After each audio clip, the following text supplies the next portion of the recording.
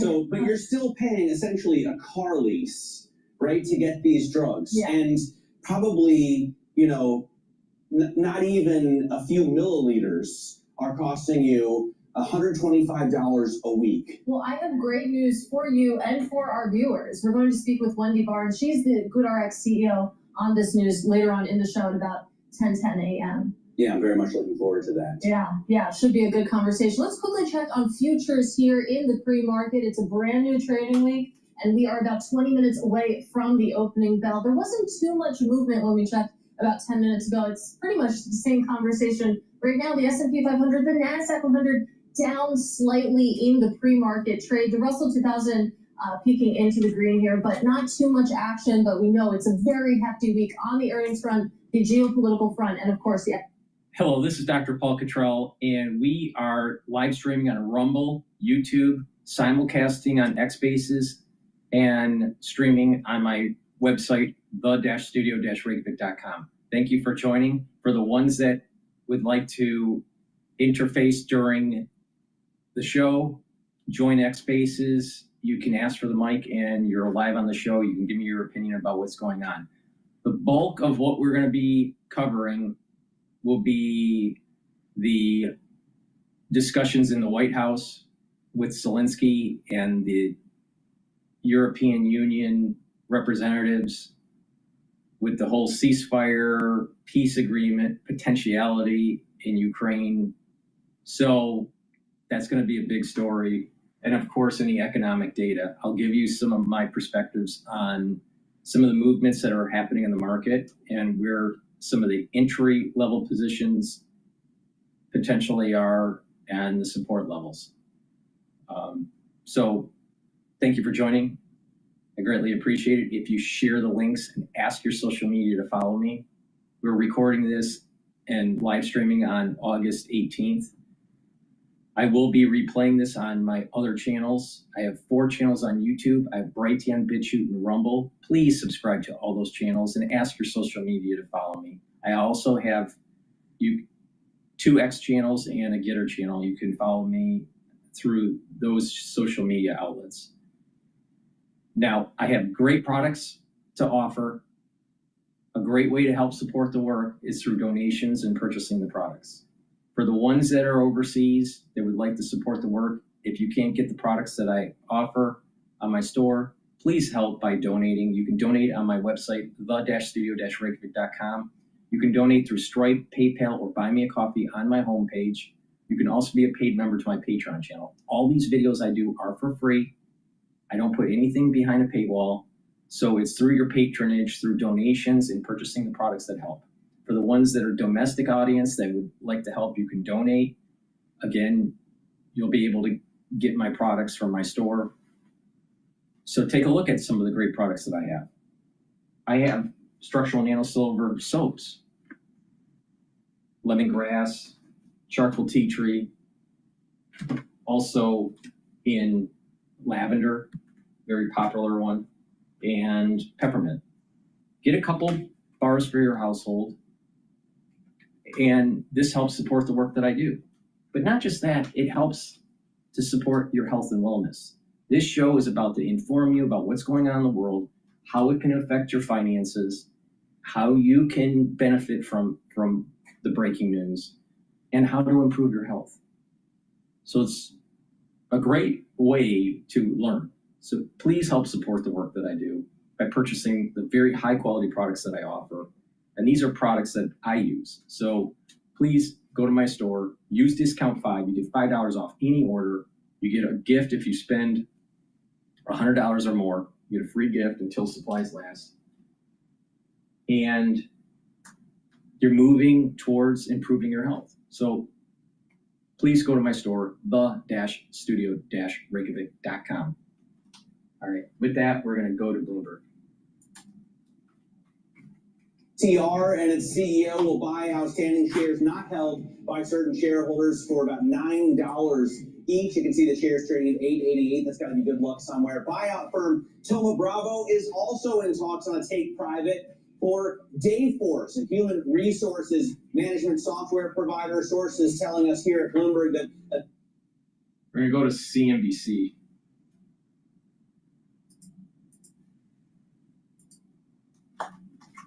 exit hold this week. Is there market risk to it? Do you feel like something may come out of this that could change the perception of the market? Again, we hit new highs last week. We had a winning week last week. Well, I think that it's all going to be up to Jerome Powell. He will speak at 10 a.m.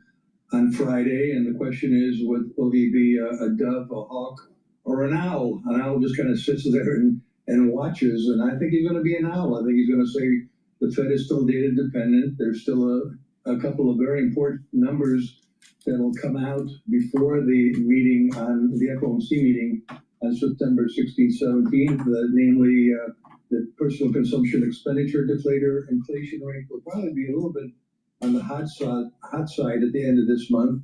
And then before the meeting, we'll have a CPI number, which also could be on the hot side. And then the big number will be the payroll employment number for August. And I think it's going to be something around 100,000, which I think the market would view as indicative of an improving economy. It was very weak, as you know, in May and June, but then it actually recovered to 73,000. That doesn't seem like much, but it's pretty good compared to what we saw in May and June.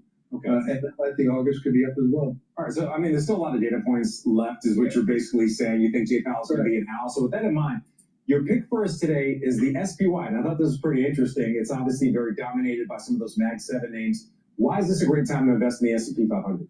Well, there's the Magnificent Seven in the S&P 500, and then there's the S&P 493. And maybe it's time for some of them to be a little bit more magnificent. I think the market is broadening out, and if that's the case, I think it's broadening out to the 493. It may also be broadening out to the SMID caps, so the S&P 400 and 600. But look, with regards to the stock market, I tend to be in the same camp as people like Warren Buffett and Professor Siegel. I think you hold them for the long run. You want to make sure that you get the dividends and reinvest the dividends. And I've got the S&P 500 getting to 10,000 by the end of the decade, which I think we'll look back and say that it was the roaring 2020s, kind of similar to the roaring 1920s. So Ed, let's get to this. Let's get to your word of the day, because it's kind of related to this thesis. And I also want to ask, then, why are you saying the SPY? Why not the equal weight? If you look over the last week, the equal weight's actually outperforming the market cap weighted index. So if you think the market is broadening out, why not invest there? I think on a short-term basis, that makes a lot of sense, Frank. And I think that on a longer-term basis, I still want to be in the SPY with the market cap weights. But isn't that like indirectly a bet on mega cap tech, and the fact that mega cap tech's not only going to see price appreciation when it comes to the stocks, but also drive the earnings growth? Yeah, I'm a big believer, as I said, in the roaring 2020s. I think that technology is boosting productivity. We're seeing that happening with AI, but lots of other technologies are also boosting productivity. And so I think technology, communication services continue to lead the way. Look, when all is said and done, it may very well be we'll look back and say, you know, most companies are technology companies in the sense that they're using technology to increase productivity. Before we let you go, very quick, your take on the healthcare balance that we saw month to date. Healthcare actually the best performing sector, driven in large part by UNH and big investors like Appaloosa and Michael Burry buy. I think there's still an issue with the government being in the face of the healthcare system. Still a lot of pressure on them to lower prices, to increase their productivity, which is a good thing in the long run, but it's expensive in the short run.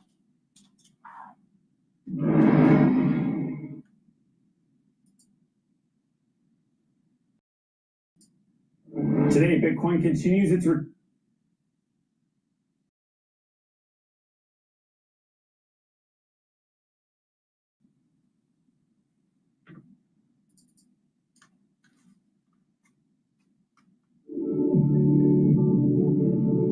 It means the world that I'm able to continue building a life for the kids that Jared and I both envisioned.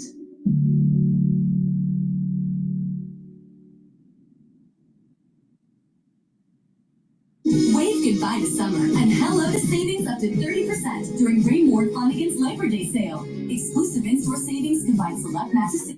Joining us now, Jeremy Siegel, Chief Economist at Wisdom Tree and Professor Emeritus of Finance at University of Pennsylvania's Wharton School of Business.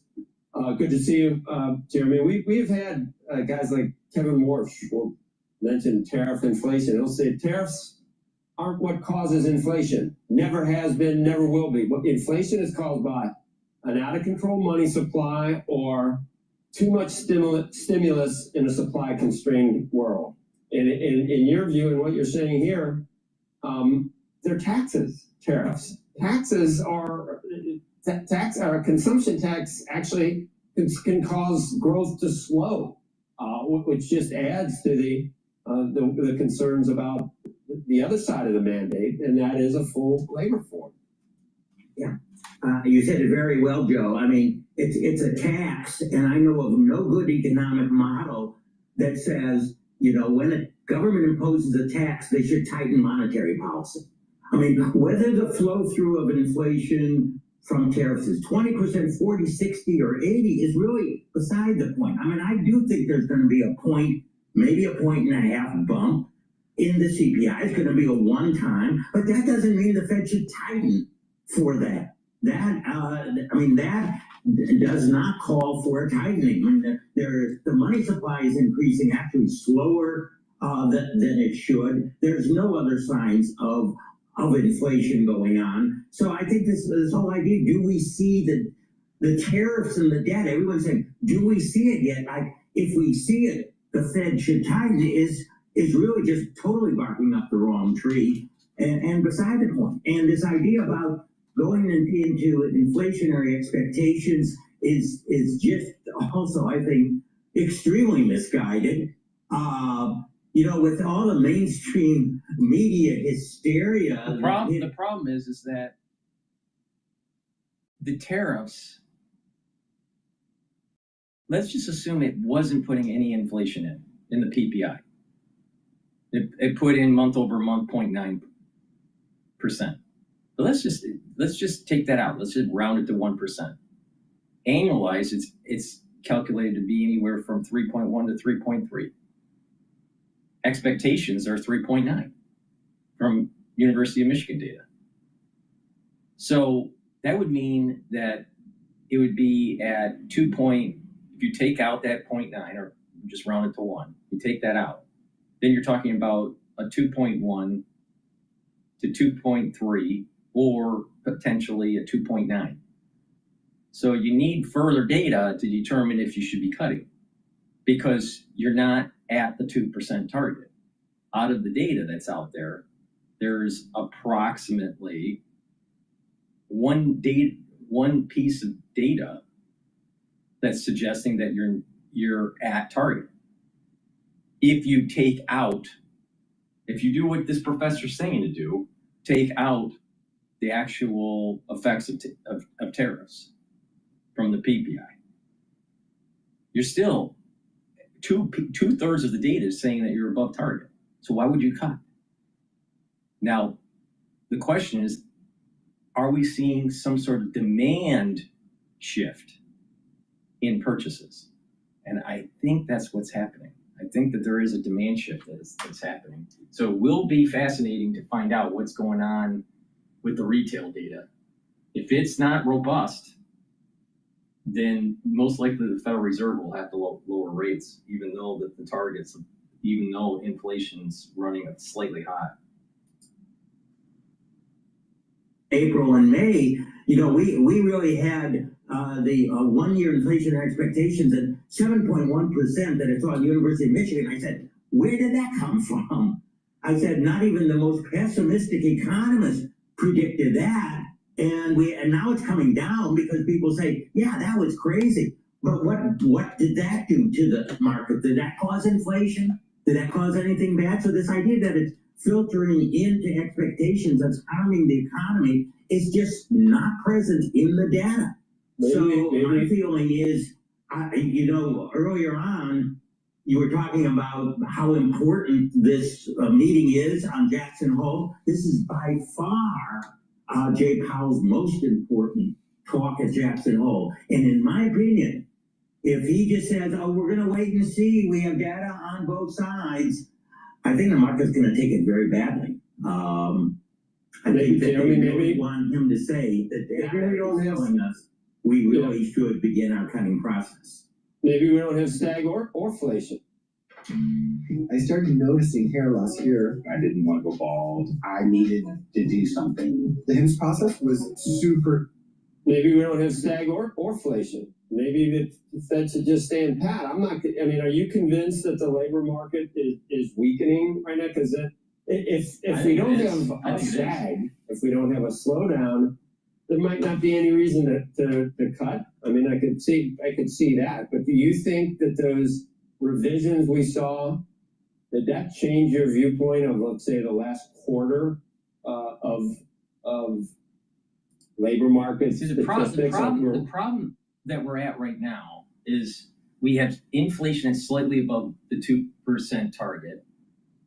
All right, debate on if tariffs are really affecting inflation or not. Maybe not.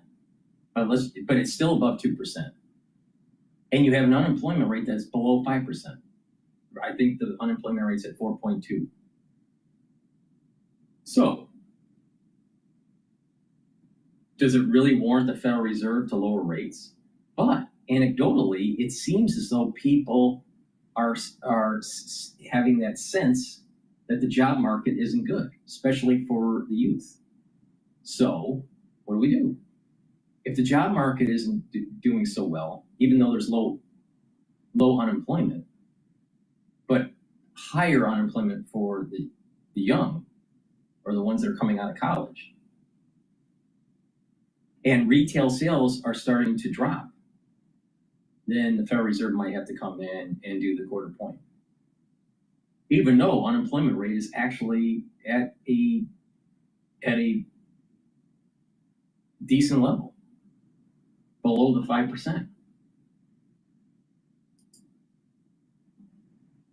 We like at 30,000 a month or something? Are we that bad? Well, I know, yeah. I mean, actually, I know I was pretty surprised. Goldman Sachs does some good analysis of what they think is the underlying rate. They actually said that it's down to 30. I don't think it's quite that low, but just the stop of the illegal immigration, most economists say that has cut the rate of job growth, from maybe 250,000 down to 100,000. And maybe it's at a slower rate right now than it would.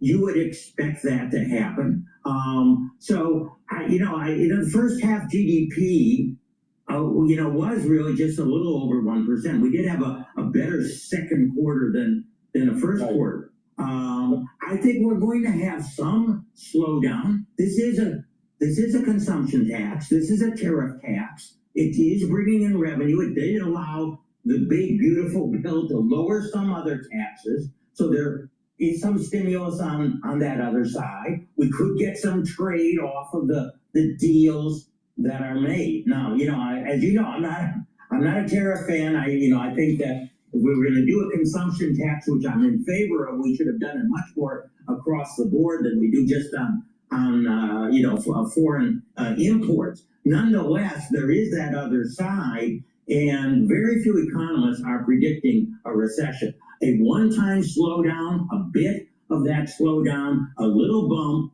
but right now, just with this, going down to 100,000 or 50,000, or GDP temporarily 1.5% does call for lower rates. Listen, the short-term rate should be 100 basis points below the 10-year rate. And right now we're at 4.3, 4.25 on the 10-year, and that means we should be moving to the low threes on Fed funds. And that's really going to help Main Street. It's going to help those small firms. And we see the Russell 2000 so responsive now to whether there's going to be a cut or not, because it's exactly those small firms that are borrowing short. Not the Mag 7, not the big firms. So you want to stimulate the economy, that's where you start. Lowering that short rate, I think there's really good cause for us to begin to do that. August and September, historically. Imagine bringing your side project to life just by thinking about it. Meet Base 44, a complete AI creation platform. Describe what you want and watch it take shape.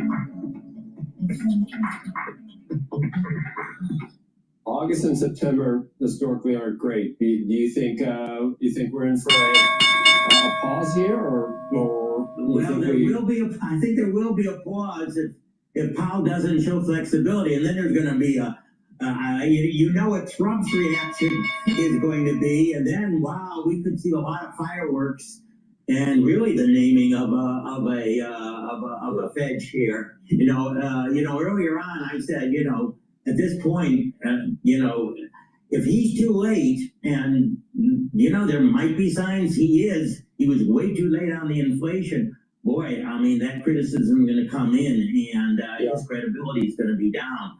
And a shadow chair is a very difficult situation to have. So, in my opinion, the data supports lowering rates, and my feeling is that I hope to hear that Friday morning. I mean, fighting the last battle is never a good idea, and that's why they're so sensitive about inflation and being, letting the cat, not burying it completely, and because they got so much grief, and maybe rightly so, considering what it did to, real wages and everything else when we got the 40-year high. But I've learned from betting.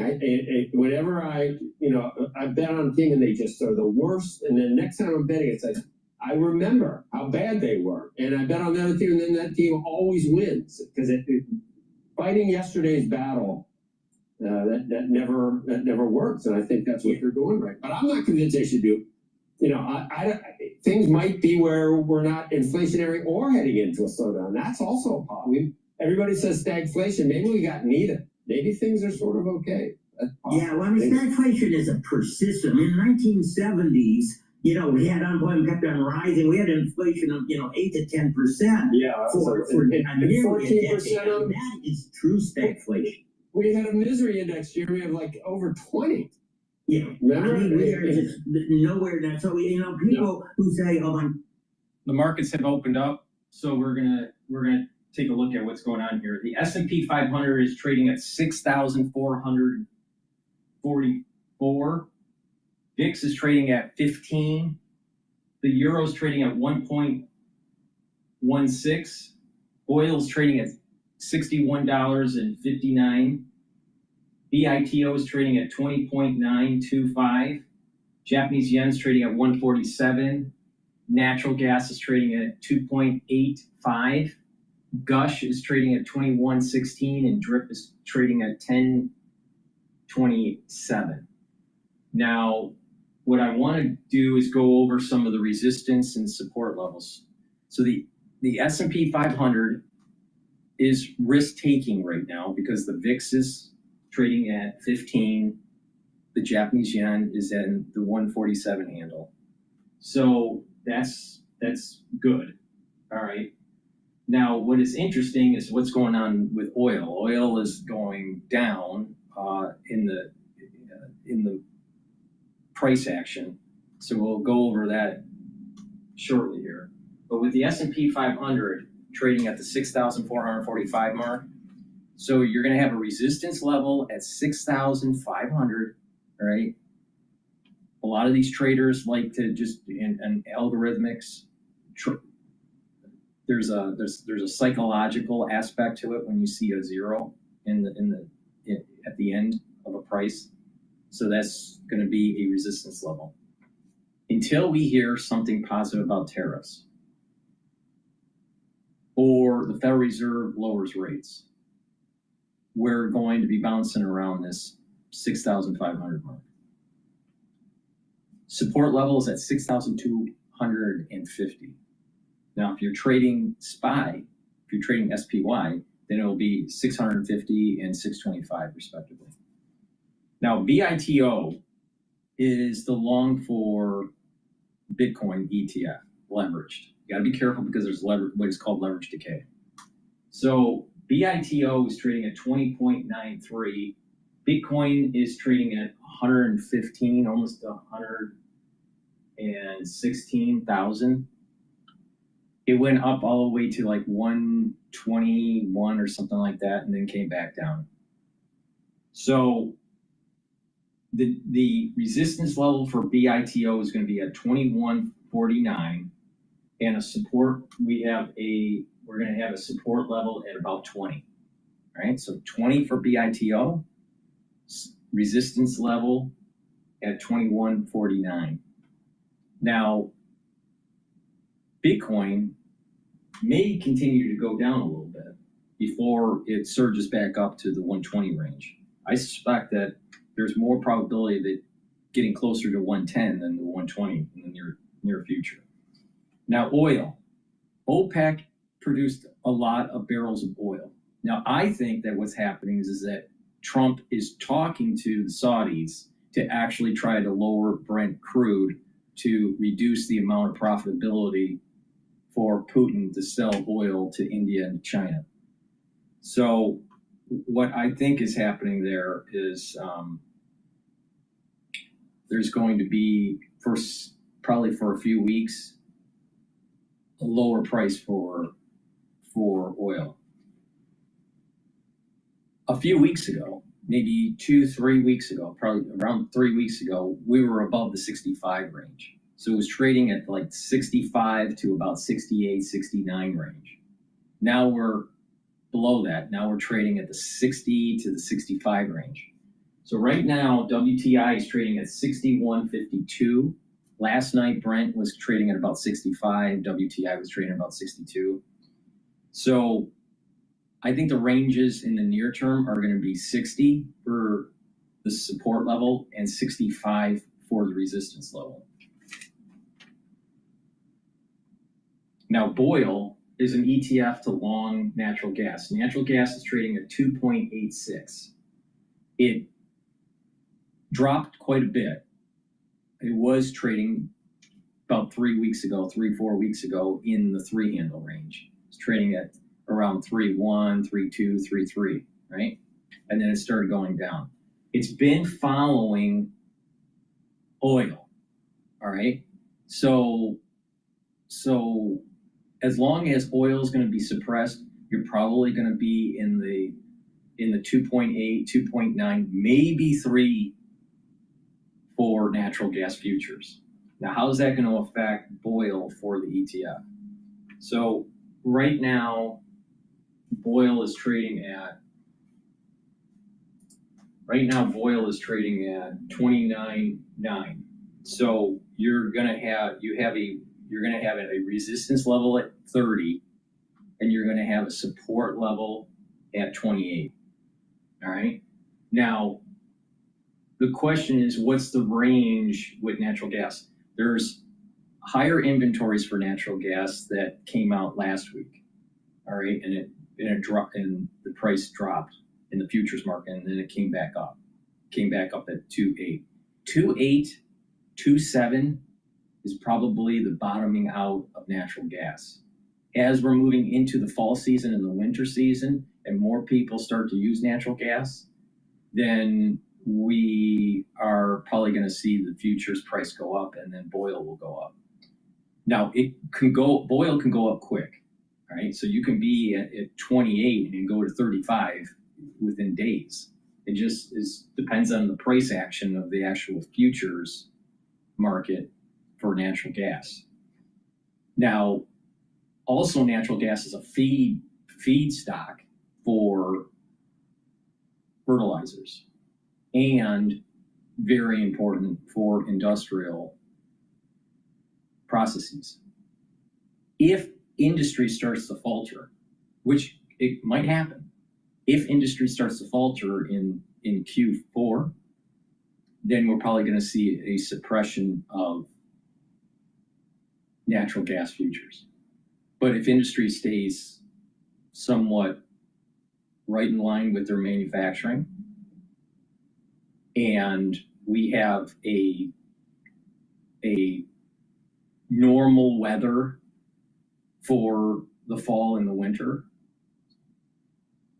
where individuals need to use their heating systems, chances are natural gas will go up. All right, so natural gas range, I think there's a resistance level at 3. Right now it's trading at 2.8, and there is a support level at 2.814, and it's trading at 2.862. If it goes below the 2.8, then we're talking, all right, around a 2.7 handle support level. Okay, so, and then TYD is the ETF. If the prices of the treasuries for the 7 to 10 year treasuries go up, then TYD ETF goes up. So TYD is trading at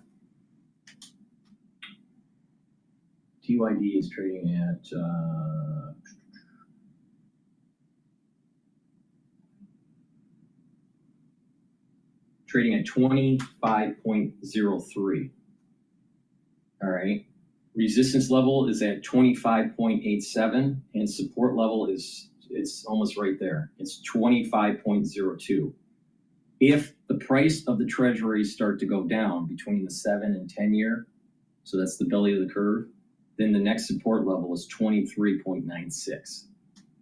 Now, this equates out to, for the 10-year yield, 10-year yield is at 4.3. So if the 10-year yield keeps on inching towards 4.4, you're going to see the TYD to go down. But if the 10-year treasuries start, 10-year yield on the 10-year treasury yield goes to about 4.2 again, then you're going to start seeing that TYD is going to move closer to like 25.15, 25.25, something like that. So that's what you want to watch out for this week. We'll continue to cover it as it evolves throughout the week. But right now there is a little bit of movement in natural gas, but it's being suppressed because of the fall in oil. All right, with that, let's go back to some of the news here. All right.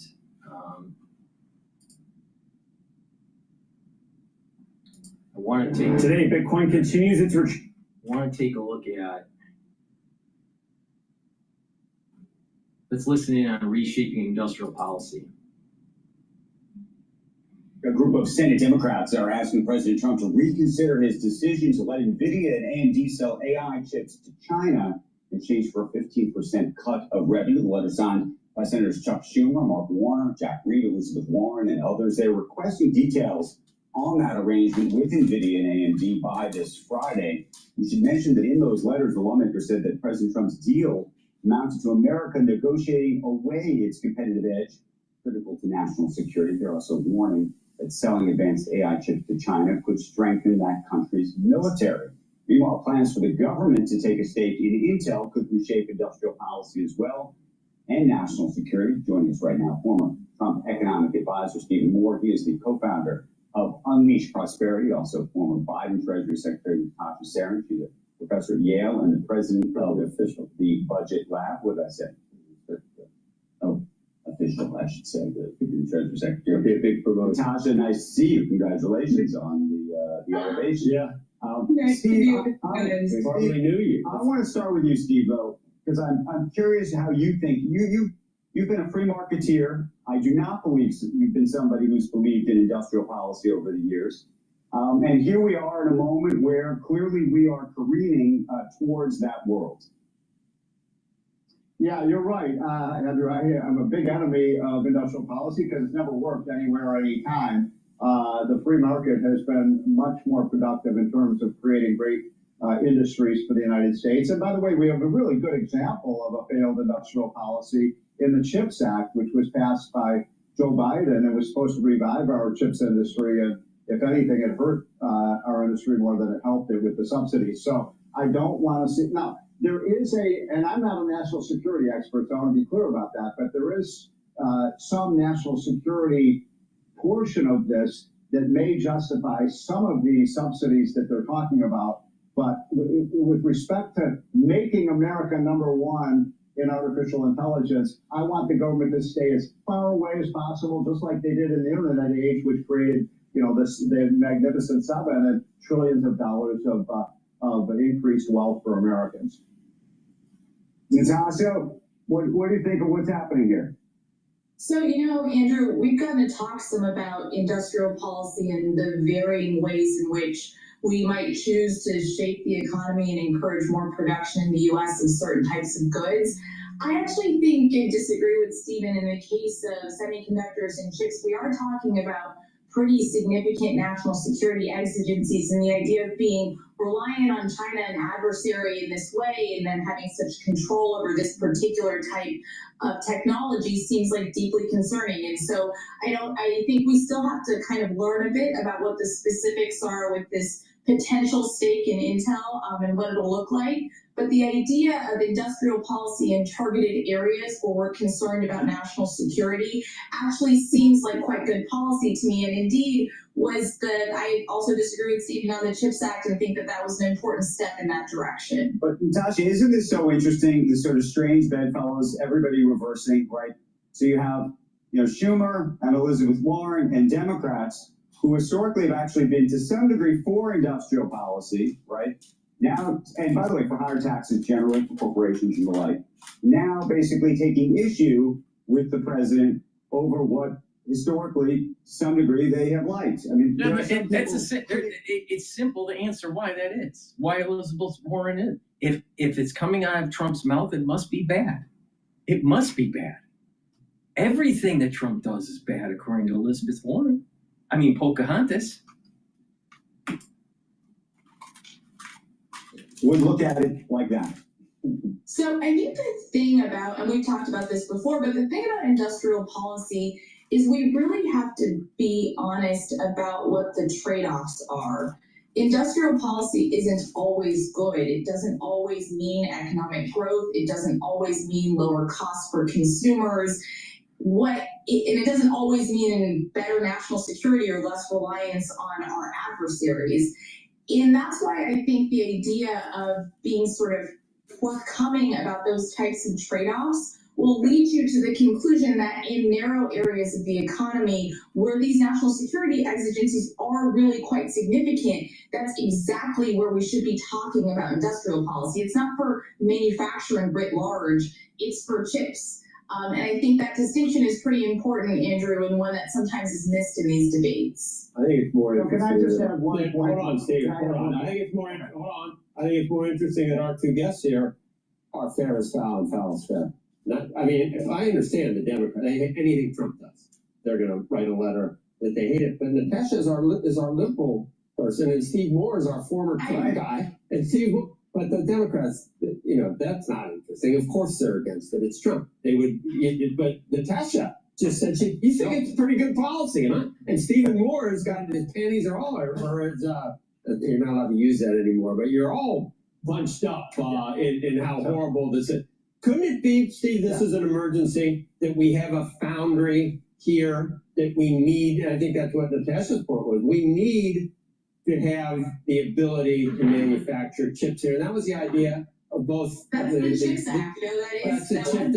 And this is like a corollary to that. It could be an emergency. So let me take you all back to a little over 40 years ago when I first came to Washington in 1982. The big issue back then was America needed a national industrial policy, not to defeat China, but you know what country it was we were worried about back then? Japan. And Japan was going to take over the whole world because they had a national industrial policy, we didn't. And then we avoided that route, and we went with the free enterprise system and free markets. And look at the world today. Our stock market is up 40-fold, and theirs has been flat. So countries that have tried industrial policy, look at Europe. Europe is the case study for industrial policy, trying to nurture certain industries. So you think China's going to bring us nowhere? So show me where it's ever worked. Show me where industrial policy has ever worked. Steve, you think we don't need to worry about China? If the extension of what you're saying is we don't need to worry about China because they will bring down ourselves by overextending themselves and coming up with policies that don't make sense overall. Well, let me be clear on this. I do think we have to worry about China. China is a very dangerous country, no question about that. What I'm saying is we will defeat them through our free enterprise system. They have a communist centrally planned economy. Somebody show me anywhere in the history of the world where that has worked. So, look at you guys are worried about this. Look at we've got the magnificent 7 countries all here in the United States. They're worth more than virtually all the companies in Europe and in China combined. I think the American economy is great. I think capitalism is so important, and I think we are so competitive vis-a-vis the rest of the world. I also think it's a problem that 90% of rare earths are processed in China, and I think that these are real concerns from a national security perspective, and we need thoughtful policy to address them. So I'm kind of heartened, frankly, to be seeing some of these discussions. Making sense to me. Natasha, I'm on your side. National security decisions, and Steve, you pointed out at the top, you're not an expert in national security. I mean, these are where, tough issues and tough decisions come down to it. I don't like picking government winners and losers, but I don't like feeling like we are beholden to one country or another when their interests are directly opposed to ours. But if we want more industrial production here, we did something very important that every Democrat voted against, which were allowing businesses to immediately expense their capital purchases, what they can use to develop chips here in the United States. That was a great policy. I agree. Immediate expensing is a great policy. I disagree with other aspects of that bill that involve $3 trillion of deficit finance tax cuts to the top disproportionately. But I'm with you. I think that's good and important policy, as I think these conversations about industrial policy in the national security context specifically really are. So is a Democrat. No, it's just, Andrew's right. There's not a day that goes by when things aren't flipped. Right? This is totally flipped. This is like a flipped situation. President Trump. But Moore never flips. He will never flip. God bless you, Stephen, for not flipping. Joe, this is the CHIPS Act. I'm not flipping. This is what we believe in. I got a question for you, Steve. You obviously spent time with the president. You were in the White House with him, showing on the easel some of the numbers. Have you had this conversation with him directly? You mean on this particular issue? Yeah. With respect to the chips, no, but I did tell him that the incomes have been way up so far in his first 5 months in office, $1,000 increase, which was about twice as high as we have in 4 years under Biden. So look, I mean, I'm really bullish right now. Look at the headline today, Andrew, of the Wall Street Journal. Earnings are up almost across the board. What would investors not like about this picture? All right. Let's take a look at another one here.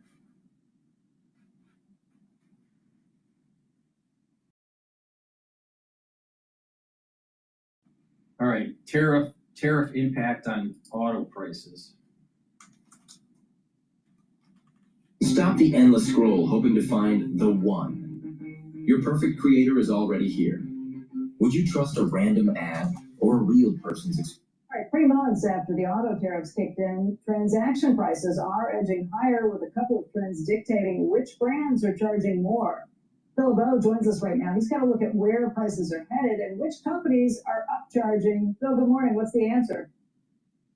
Well, it's not that they're upcharging, Becky. It's that because of a variety of factors, they are asking the customer to pay more. And the customer is paying more, though sales are slowing down. Let me give you an example here of sales slowing down for those particular brands. Let me give you an example where the transaction prices have gone up. Now, this is year over year. Land Rover is a perfect example where the tariffs had a huge impact, and as a result, Land Rover has essentially had to pass a lot of that on to their customers. Cadillac has been rolling out some new EVs at a higher price point. There's an explanation for each specific brand, but when you look at the overall transaction prices for the industry, comes in right now at $48,841. That is just a smidge under the all-time high, but auto prices in July compared to July of last year, up 1.5%. And the expectation in the industry is that it will continue edging up in the months to come. Though some brands, Jeep, Tesla, Acura, Chrysler, they've seen their transaction prices drop.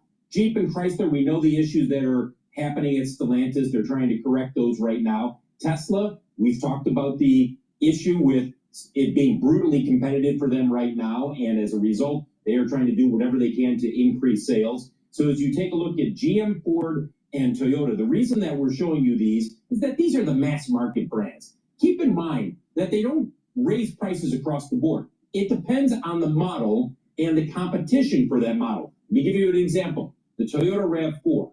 You might sit there and say, well, are they raising the prices there? Not necessarily, because they might be looking across the street at a comparable model from Honda, and the prices have not gone up, and the dealers have to adjust to the competition.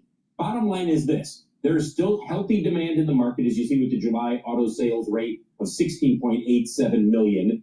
And we're well above 16 million right now for the year, which many people did not expect after the tariffs went into effect. But we are seeing a gradual increase in transaction prices. Hey, Phil, you said we are just a smidge away from the all-time high. I guess maybe the newsworthy part is we're not even at an all-time high with these new tariffs that have come in. When was the all-time high, and why was it higher than now?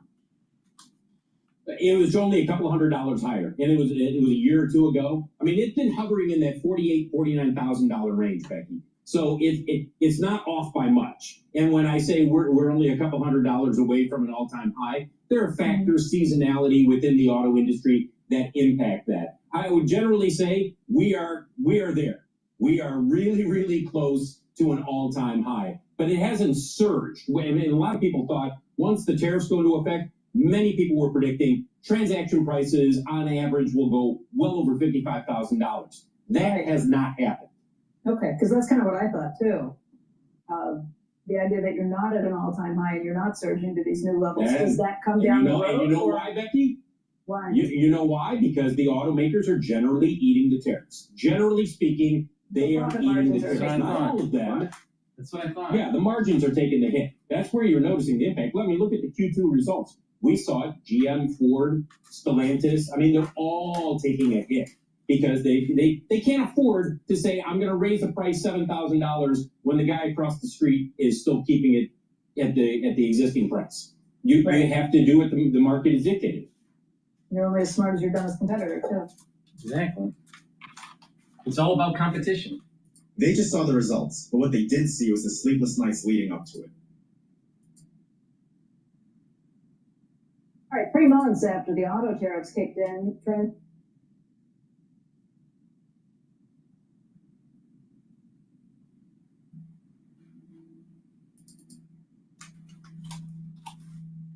All right, joining us right now with more on the retail sector is Manny Chirico, LNK partner, BCI Brands chairman, and former PVH chair and CEO. Manny, first of all, thanks for being here. Why don't you break this all down for us? What are you going to be looking for from these earnings results? How much do you think we'll see on the tariffs front? How much do you think we'll see about the strength of the consumer?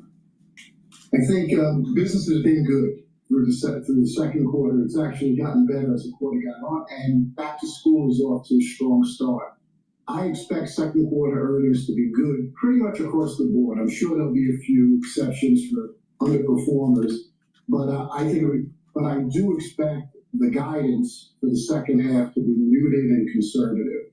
I think because of the tariffs. I think we're looking at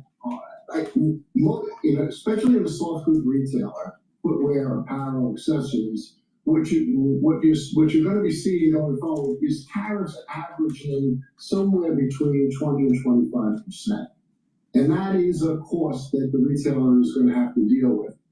I think that the wholesale companies, the manufacturers overseas, the importers, are eating about half of that in this next 6 months. A combination of the retailer themselves and the manufacturer overseas. So I think you'll start to see prices increase anywhere from 5 to 10% in the back to school season, and particularly in the holiday season. And then I expect that to continue with price increase in the first half of next year as those prices all start to roll their way through to the consumer. I just don't. There's not a big enough profit margin for everyone to hold on and eat those tariff costs going forward. Yeah, I think a lot of people assume that we will see in the most recent reports the impact of the tariffs, but there is this issue of how much was pulled forward, how much they brought in ahead of time, how much they've been able to dodge some of them, and with the tariffs maybe not fully kicking in to some of these goods. I mean, this is a big question with Jay Powell, the chairman of the Fed. Will we see inflation at this point, or do you think it's really just something that's slowly starting to wind in right now with back to school? I don't think you're going to see inflation significantly in the retailers' margins in the second quarter. I think you're going to see the guidance where they start to talk about cost pressure and raising prices. And then the whole question about is how the consumer reacts to that. You know, I think you'll look, the big box retailers, I think have the scale and a much more diverse basket that they can manage it pretty consistently. Specialty retailers and department stores, all soft goods, they're looking at tariff increases and those payments are due immediately on entry into the country.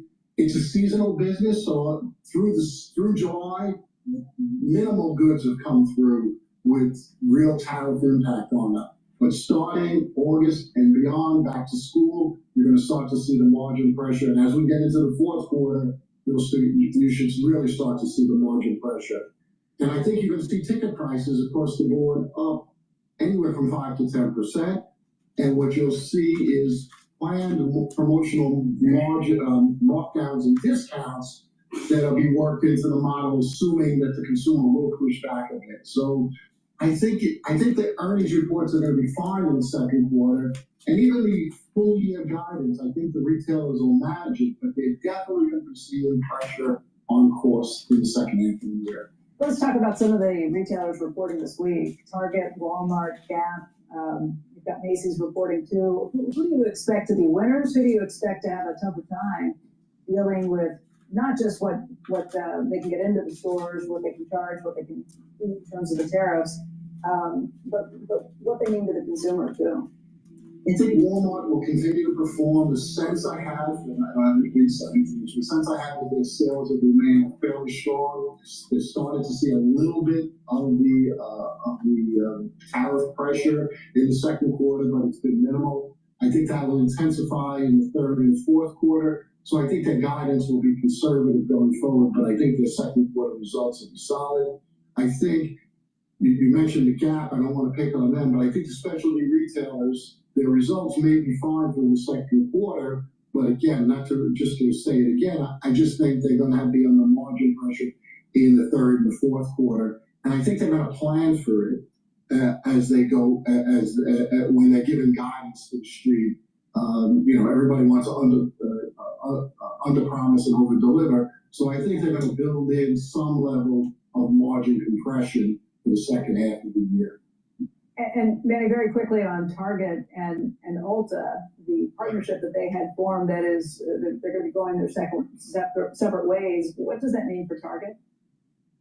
Okay, I think in that situation, strategies really just weren't aligned. I think, Ulta is a high-touch consumer service model dealing with the consumer, and Target is a value-oriented retailer, minimal customer support and service, store presentation. I just don't think the strategies were aligned. I think Target will have a harder time dealing with it. The availability of brands at Target will be more limited, and I think just the presentation will not be as strong. They'll look to make it up with more with value, but I think they have, I think in this environment, they're going to potentially lose that higher end consumer that goes in there, that discretionary shopper. So I think they'll have more of a challenge to deal with it over time. At KPMG, we make the difference by helping our clients turn risk management into a strategic. All righty, so let's. Today, Bitcoin continues its retreat from its new all-time high. All righty. So what I want to do is cover some of the Zelensky meeting, but before we do that, please go to my store, the-studio-reykjavik.com, and get the multivitamin that I have. This is an easy-to-digest multivitamin that has the cofactors that you need for enzymatic activity. When you take a multivitamin, it's important to rev up that enzymatic activity so your cells are performing better. Now, cofactors for enzymes basically means that it attaches to the enzyme and it changes the conformation of the enzyme so they perform better. So it's really important as a base, as a foundational part of your health protocol to have a good multivitamin and a good probiotic, and then you build off of that. So a great multivitamin as a foundation for your health protocol is the one that I have in my hand. So please go to my store, the-studio-reykjavik.com, get this multivitamin. It has the vitamins and minerals that you need for proper enzymatic activity. Now, and it's easy to digest, which is another thing that is very important for a multivitamin. So please go to my store and get the multivitamin, the complete multivitamin. Now, another foundational piece to your health protocol is a good probiotic. And you stack, you take it together. You take the multivitamin, you take the probiotic. Now, I have two types of probiotic. I have the one in the powder form and I have one in the VeggieCat form. I take the powder because I take a lot of different powders, the collagen and the gladiator barley and the boomer boost and the lignans. So I take a lot of powder, so it's just better for me to mix it with my food for lunch. So please go to my store, get the probiotic. This one, you just mix it with soft foods or with just filtered water. Take it every day. And with a good probiotic, what's going to happen is you're going to improve the health of your gut biome.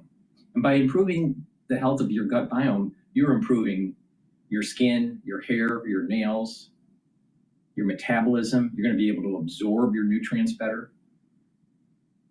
You're going to notice that you have less irritation during digestion. In addition, by having a good gut biome, you're going to improve the communication between your gut and your liver and your gut and your brain. You're going to be able to sleep better. You're going to be able to concentrate. You'll have less brain fog. And with proper sleep, you're going to slow down the aging process. Another very important feature of taking a good probiotic is your mucosal lining within your gut is going to get thicker. So your gut biome is improving. The mucosal lining is thicker. The lining of your gut is healthier. You have higher concentrations of IgA. Your immune system gets better, and you're reducing leaky gut syndrome. So it's really important to take a good probiotic. Good health starts at the gut. So go to my store, the-studio-reykjavik.com, get the probiotic, also get the complete multivitamin, stack them together. It's a great foundation to build off of. So please go to my store, use discount 5, you get $5 off any order. If you spend $100 or more, you get a free gift until supplies last.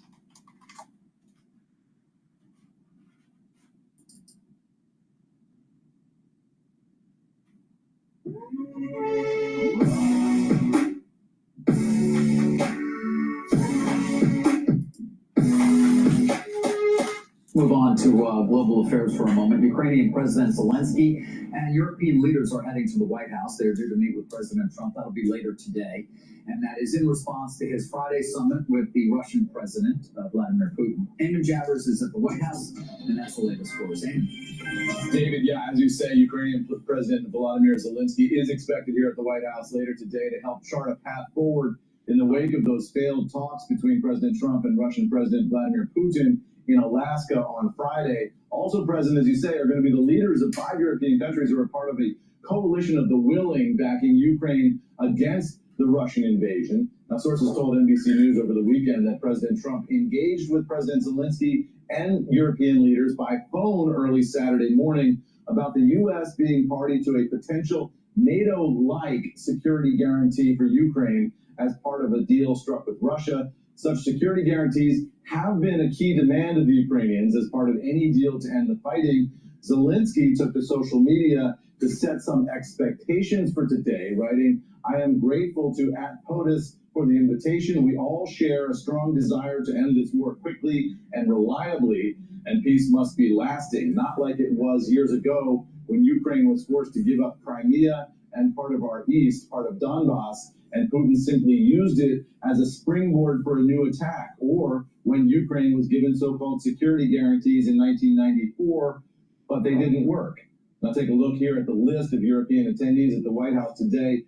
It is a set of power hitters here. The president of Finland will be here. The chancellor of Germany will be here. The president of the European Commission, the NATO Secretary General, the prime minister of the UK, the prime minister of Italy, the president of France, all in the building here at the White House today. And the question for all those leaders is whether they can craft NATO-like security guarantees for Ukraine that are enough like NATO to reassure the Ukrainians that they're real, and yet not so much like NATO that they're a non-starter for the Russian side, which feels very much threatened by the presence of NATO on their frontier. Guys, back over to you.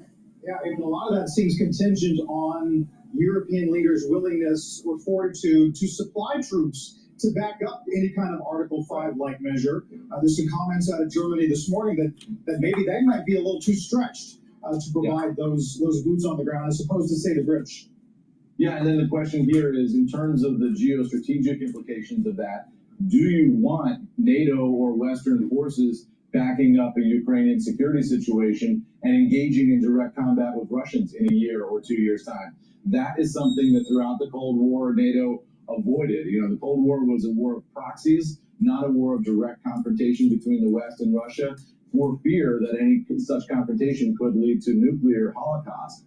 The idea is you just can't have NATO troops and Russian troops fighting face to face because that can escalate very dangerously. And so the question here is, what kind of security guarantees are real and practical for Ukraine, but not so much that they're going to cause the Russians to walk away from that deal? That's very tricky. And of course, this is the first time Zelensky has been here since that confrontation with Trump and J.D. Vance in the Oval Office earlier this year. So people are sort of walking around, on tenterhooks, waiting to see what's going to happen here. Does this relationship blow up again, or is this a moment of real strength and unity? We'll see. Yeah, that was the other contrast in photos over the weekend. The pictures from that Oval meeting in February, where Zelensky was essentially berated, versus the red carpet, the literal red carpet rollout that Putin got on Friday. Eamon will be with you all day watching these developments in a series of meetings in the White House. Okay, let's go back to Bloomberg. With this, do they continue with this strategy, or do they choose to sort of branch out in this other avenues? And the price there is a premium of about 80% over the stock's closing price in December, on December 18th. We go back to that day because that's the day we finally found out that they received an offer. And since then, shares have been rallying about 50%. Yeah, it looks like co-working places are a great idea, but just a very difficult business model. Okay, very good. How about United Healthcare? United Healthcare, another name on the move today, up about 2%. And this is more like extending the rally that we've seen on Friday when we learned that Warren Buffett's Berkshire Hathaway and other investors bought shares in the insurer. Among those investors, David Tepper's Appaloosa, some of the world's wealthiest management, like George Soros investment firms. So this is great relief for this stock that has been so beaten down this year. Shares are still down about 40%. And I just had a look at their valuation. So the PE ratio there is about 18, which is lower than the 5 and the 10-year averages. So that tells you that those value investors are onto something there, but it will just take a lot of time to shift this boat around. Tatiana, thank you so much for that. Appreciate it. Tatiana Dere covers all the markets for Bloomberg News. For more conversations like this one, subscribe to our new Stock Movers Reports. Listen for 5-minute audio reports on the biggest winners and losers in the stock market. Subscribe to Stock Movers on Apple Podcasts, Spotify. We're going to go to Fox News about Russia-Ukraine peace talks. If you want to build an app and have no idea how to code or where to start, check out Base 44. I built this daily habit tracker. And in just a few hours, Ukrainian President Vladimir Zelensky and other European leaders will be meeting with President Trump just days after his summit with Russian President Vladimir Putin in Alaska. Doug Lazader joins us live from Washington with the latest. Doug. Yeah, Todd and Carly, good morning. This is going to be a pretty crowded scene at the White House for this meeting today. Ukrainian President Vladimir Zelensky is under enormous pressure, and he is not coming alone. He'll be joined by 7 other European leaders, hoping to make a unified stance in trying to hammer out a peace deal on the best terms possible for Ukraine. President Trump, meantime, already making it clear that Zelensky must be willing to make concessions. He posted this on Truth Social last night. President Zelensky of Ukraine can end the war with Russia almost immediately if he wants to, or he can continue to fight. Remember how it started. No getting back Obama given Crimea 12 years ago without a shot being fired, and no going into NATO by Ukraine. Some things never change. Now, today's sit-down is a follow-up to last week's big meeting between President Trump and Russian President Vladimir Putin in Alaska. Trump didn't get a ceasefire deal, but he says he's pushing for a larger peace deal while also pushing Russia to accept security guarantees for Ukraine. We moved the Russians significantly past where we thought they were going to end up. I had 6 separate sessions with President Putin before this, and I thought that we had some measure of success, but this was epic, what we achieved. I think that we are a whole lot closer to eliminating death on the battlefield in Ukraine and Russia. Now, still, Zelensky is already pushing back against ceding land to Russia, saying Ukraine's constitution makes it impossible. Todd and Carl. Yeah, and that's one of the many reasons why this is so complicated. Doug GETTR live for us in Washington. Doug, thank you. Thank you. Let's bring in national security and military analyst Rebecca Grant. Rebecca, thank you so much for joining us. You know, Steve Witkoff said yesterday on several of the Sunday shows that Russian President Vladimir Putin in Alaska agreed that the United States and Europe can offer NATO Article 5 style protection, security guarantees to Ukraine, which is an attack on one is an attack on all. He said that this is the first time he's ever heard Russia agree to this and called it a game changer. This will be the topic of conversation at the White House today. So what does this mean for the United States and our troops in the future? This means that we are much closer to ending the war in Ukraine. And Article 5 guarantee, that is the mutual self-defense guarantee. It's only been used one time when the European nations supported us on 9/11. So what we see here is the closest possible security ties short of NATO membership. And this really means that Ukraine will have powerful deterrence against a potential future attack from Russia. Implications for the U.S. will continue to stand with our European partners in NATO, and we'll carry that out through multiple domains, air, space, cyber, and all of that. It's going to look pretty similar to our current European force laydown, but including that mutual guarantee for Ukraine, if that's what's offered. Dr. Grant, Axios is reporting Putin's peace terms. They are as follows. Ukraine cedes control of Donetsk and Luhansk, that, of course, being the Donbass region, freezing the front lines in Kherson and Zaporizhia, and the U.S. recognizes Russia's sovereignty over captured land. And the president appears in at least some posts and some indications from his administration to be okay with ultimately what Putin wants to do there. But are you concerned, as Zelensky has said, that giving Donbass to Russia basically gives Putin a closer staging area for a future invasion?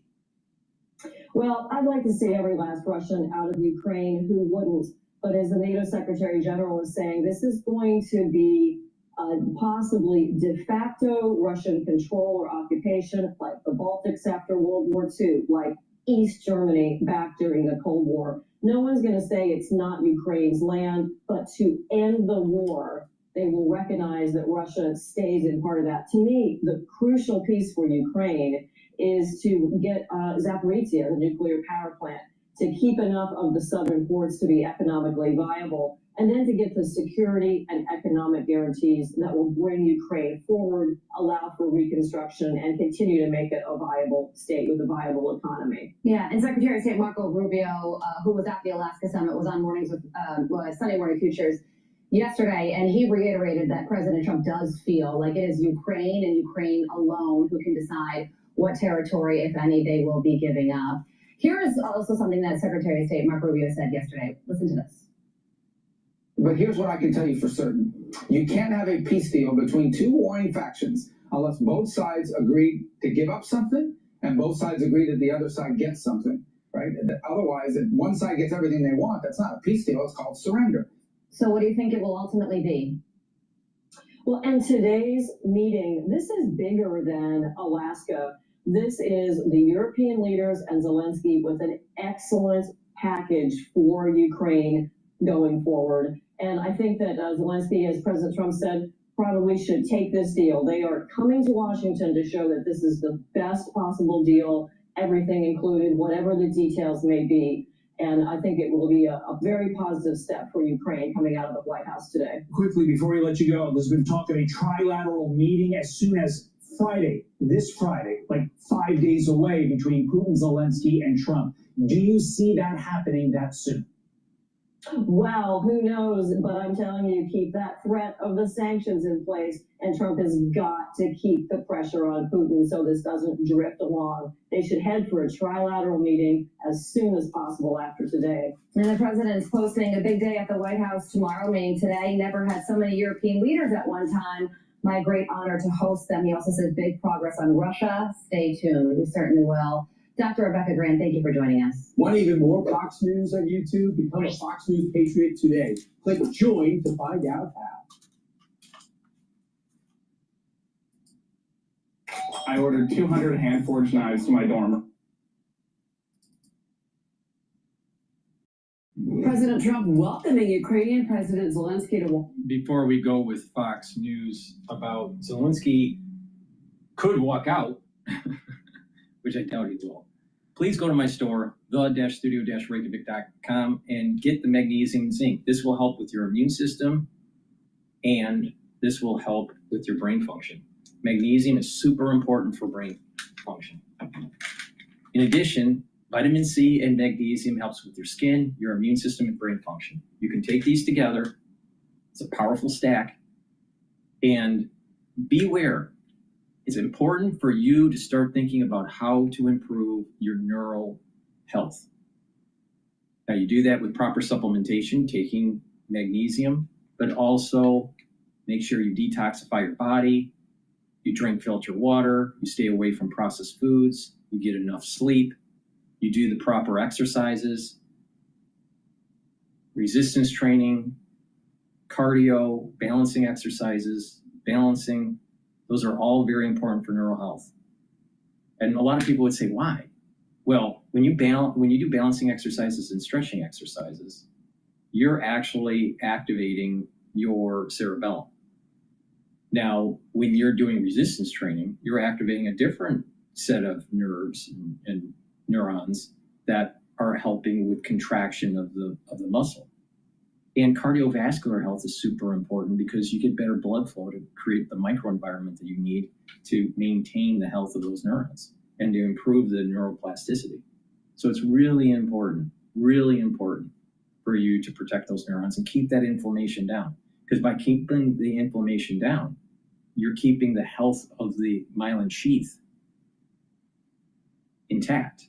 And when you do that, you will have more vitality as you get older. So it's really important to protect your neurons.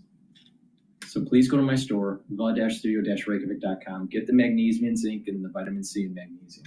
It's a great combo. Also, I have a very high quality toothpaste.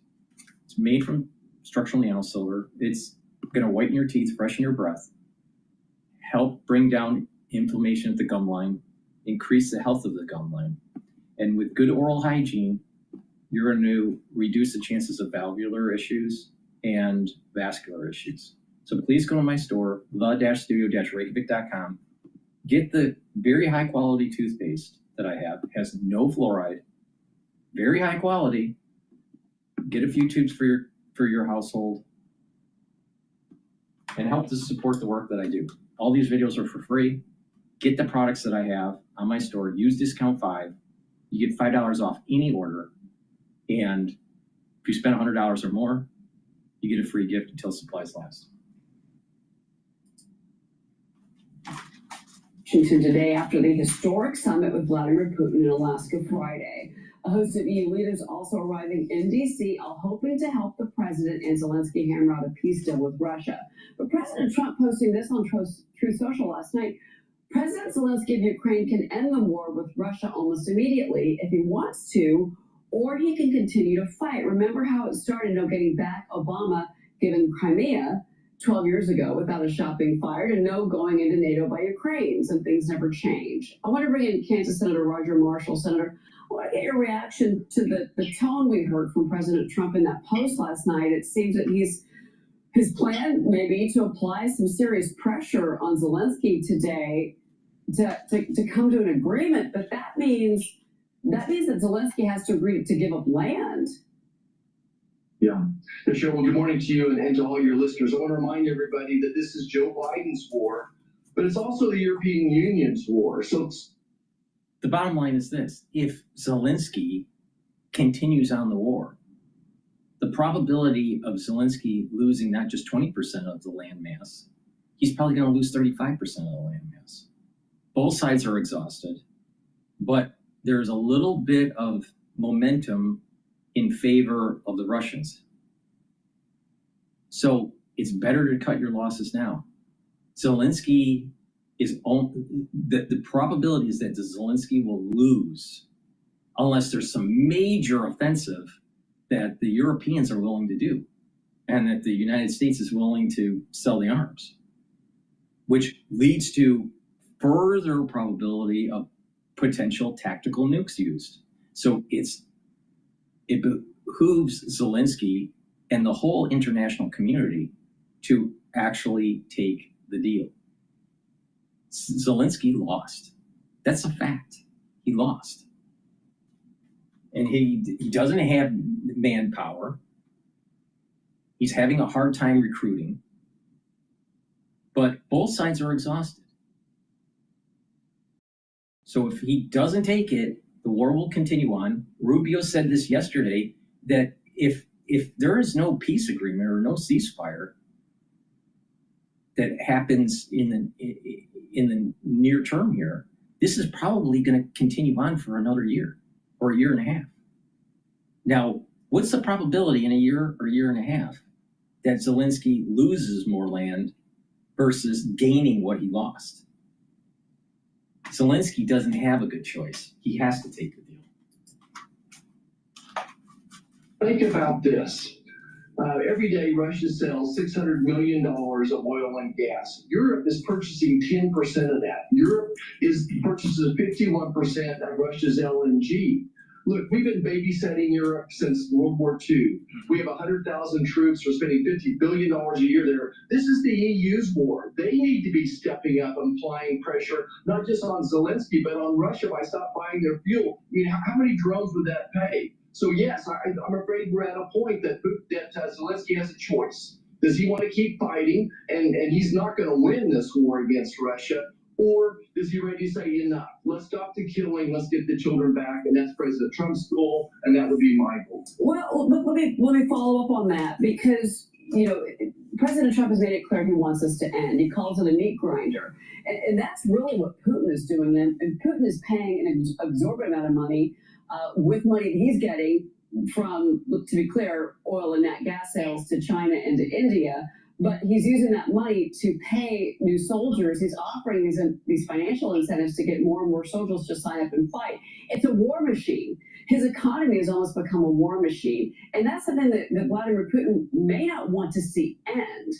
So if there's not that wherewithal from Putin, unless he gets the land that he wants, and Zelensky says, I need security guarantees, are you and your colleagues willing to promise and help the Europeans with those security guarantees? That seems what this meeting today really, the crux is the security guarantees to Ukraine. Otherwise, Zelensky's not going to say yes. He's going to walk out with nothing. Yeah, so I want to go back and emphasize, you mentioned that China and India are buying oil and gas from Russia, but so is the European Union. Can you imagine during World War II, America buying cars from Germany? But my point on this, yes, we're willing to have some type of security guarantee, but it cannot be unlimited. Europe has to be first. I just wish Europe was as anxious to put their soldiers on the front line, to provide tanks and weapons, but as anxious as they are to come to Washington, D.C. and kiss the ring. EU needs to stand up. Look, their economy is 10 times the size of Russia. Russia has an economy the size of Italy.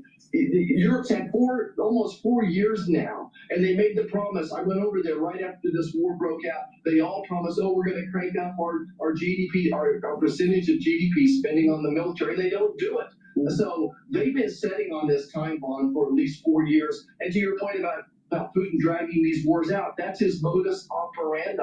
That should not surprise anybody. His culture is different. He doesn't have the same value of life that you and I have, that your listeners have. He's very willing to sacrifice Russian soldiers in order to gain more land, and that's his psychosis.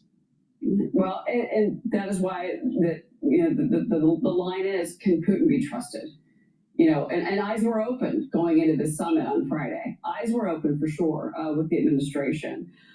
There's some other things going on here politically in the United States. California Governor Newsom just unveiled this new state redistricting map in response to Texas's own redistricting. His proposed map could potentially reduce California's Republican U.S. House seats from 9 to 4. That means Democrats could be filling 48 out of the state's 52 districts. He's pledging to end the Trump presidency through this effort. We're going to have former House Speaker Kevin McCarthy on Sunday Morning Futures on what this is really about. Watch.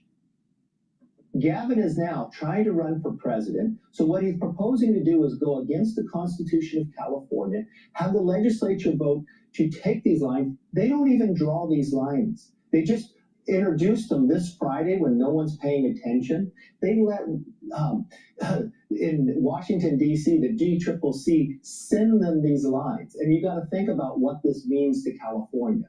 Now going against the Constitution, but instead of having 9 competitive seats, it will only have 2. So it's not a 5-seat change. This is a 9-seat change.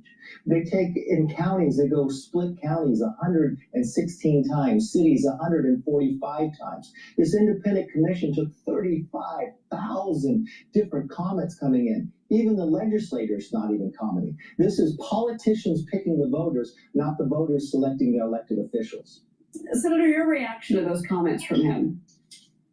Well, Speaker McCarthy is spot on that it's all about Gavin. Gavin. He's so selfish. This is all about his run for presidency. It has nothing to do with what he thinks is doing what the right thing is, to do justice. So he's spot on that. Look, California has been the king of gerrymandering since the 1980s and 90s. It got so bad that eventually the people there elected a special commission that would form their districts there.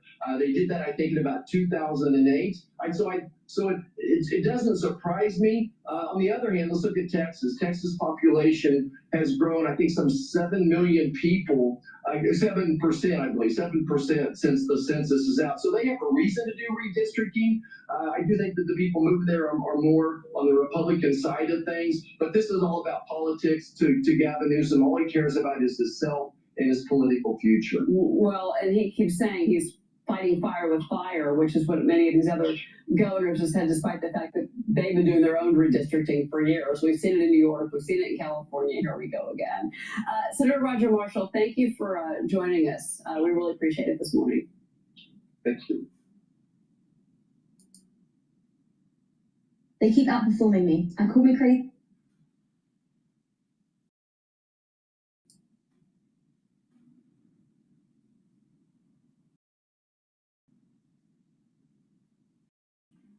We're going to go to Gordon Chang predicting China's slowing economy. But before we do that, please go to my store, the-studio-reykjavik.com, and get the lozenges and the drops. We're going to go into the fall season and the winter season. Be prepared. The moment you have that irritation, take the lozenges and the drops right away to mitigate the problem. If you, and many people don't know this, but if you have just a benign, mild cold, let's just say, 3 times a year, all right? It takes you approximately 9 weeks to go through that and to heal the body. And if you're doing that every year, that's a big part of the year. When your body has to heal from even something mild, it's weakening the immune system over time and slowing down the aging. It's increasing the aging process. So it's weakening the immune system and speeding up aging. What you want to do is mitigate the problem by taking the lozenges and the drops. And when you cut the number of times that you don't feel well or that you're sick, then if you stop that chronicness, then the body has more time to heal other tissues, focus on other things. And when it does, then what you'll notice is that you're aging slower. So chronic, even mild colds, but you have 2 or 3 a year, let's say it lasts for a week or 5 days, takes 2 weeks to heal. So that's approximately 3 weeks for every time that you have a mild cold. Now, if you have something more severe, it's going to take it out to 3, 4, 5 weeks to actually heal, even though you feel better. Just because you feel better after going through a cold spell doesn't mean that all the tissues are healed. It takes time to heal those tissues, because some tissues go into irreversible necrosis and some reversible necrosis. And so it takes time for the body to remodel. It takes time for the body to heal. And as it's healing, it's not going to be able, you're using your energies to heal, and it's not going to be able to focus on some other areas of your body. But if you have this chronic pulse, what's going to happen is you're going to actually age faster. You look at people that get sick regularly, do they look like, be honest, do they look like that they're aging quicker? Especially once they hit age 40? Of course they do. And if it's more severe, then obviously they're aging even faster. So it's important to mitigate the problem right away. When you mitigate the problem right away, then you're reducing the long-term effects of what is happening with the body post the cold. So please go to my store, the-studio-reykjavik.com, and get the elderberry zinc. I have this in stock. You get it 21 in each bag. The drops are a little bit smaller. You get 100 in each bag. You can get it in honey and lemon, cherry, and also in blueberry. But get a few bags for your household. Have some at home, have some at work, and mitigate it right away. If you have a family, make sure you have a bunch of this available, because you know how that works. Someone from school, one of the kids come home from school and then they infect the whole family, right? And it goes around and around. It takes like 3 weeks for everyone to get through it. And sometimes it recirculates, depending on how healthy your family is. But the point is if you cut it right away, if you have that irritation right away, take the lozenges and the drops. They're very high quality and it works. Now, be prepared. As we're getting into the fall and the winter season, you're going to hear a lot of people having razor throat. All right? It's coming. It's coming. Be prepared. Or don't be prepared. It's up to you. I just told you how to mitigate the problem. Same old phone? Nah. Upgrade to the new Galaxy Z Fold 7. Wave goodbye to summer and hello to savings up to 30% during Raymore Flanagan's Labor Day sale. President Trump says there are no imminent plans to sanction China over its purchases of Russian oil, but will reconsider that option in 2 to 3 weeks. This after his landmark summit with Russian President Vladimir Putin in Alaska on Friday. Maria spoke with South Carolina Senator Lindsey Graham about this on Sunday Morning Futures Watch. It came to Alaska because Trump threatened to put a 50% tariff on India for buying Russian oil and gas. What's the weakness of Russia? Almost all of their income comes from oil and gas sales. If we went after the customers of Russia and said you had to pick between the American economy and buying cheap Russian oil or gas, they would pick the American economy. So here's what I would say about President Trump. He's the only guy that can do this. And my advice to President Trump and Marco is if you got to convince Putin that if this war doesn't end justly and honorably, with Ukraine making concessions also, we're going to destroy the Russian economy. We have the ability to do it.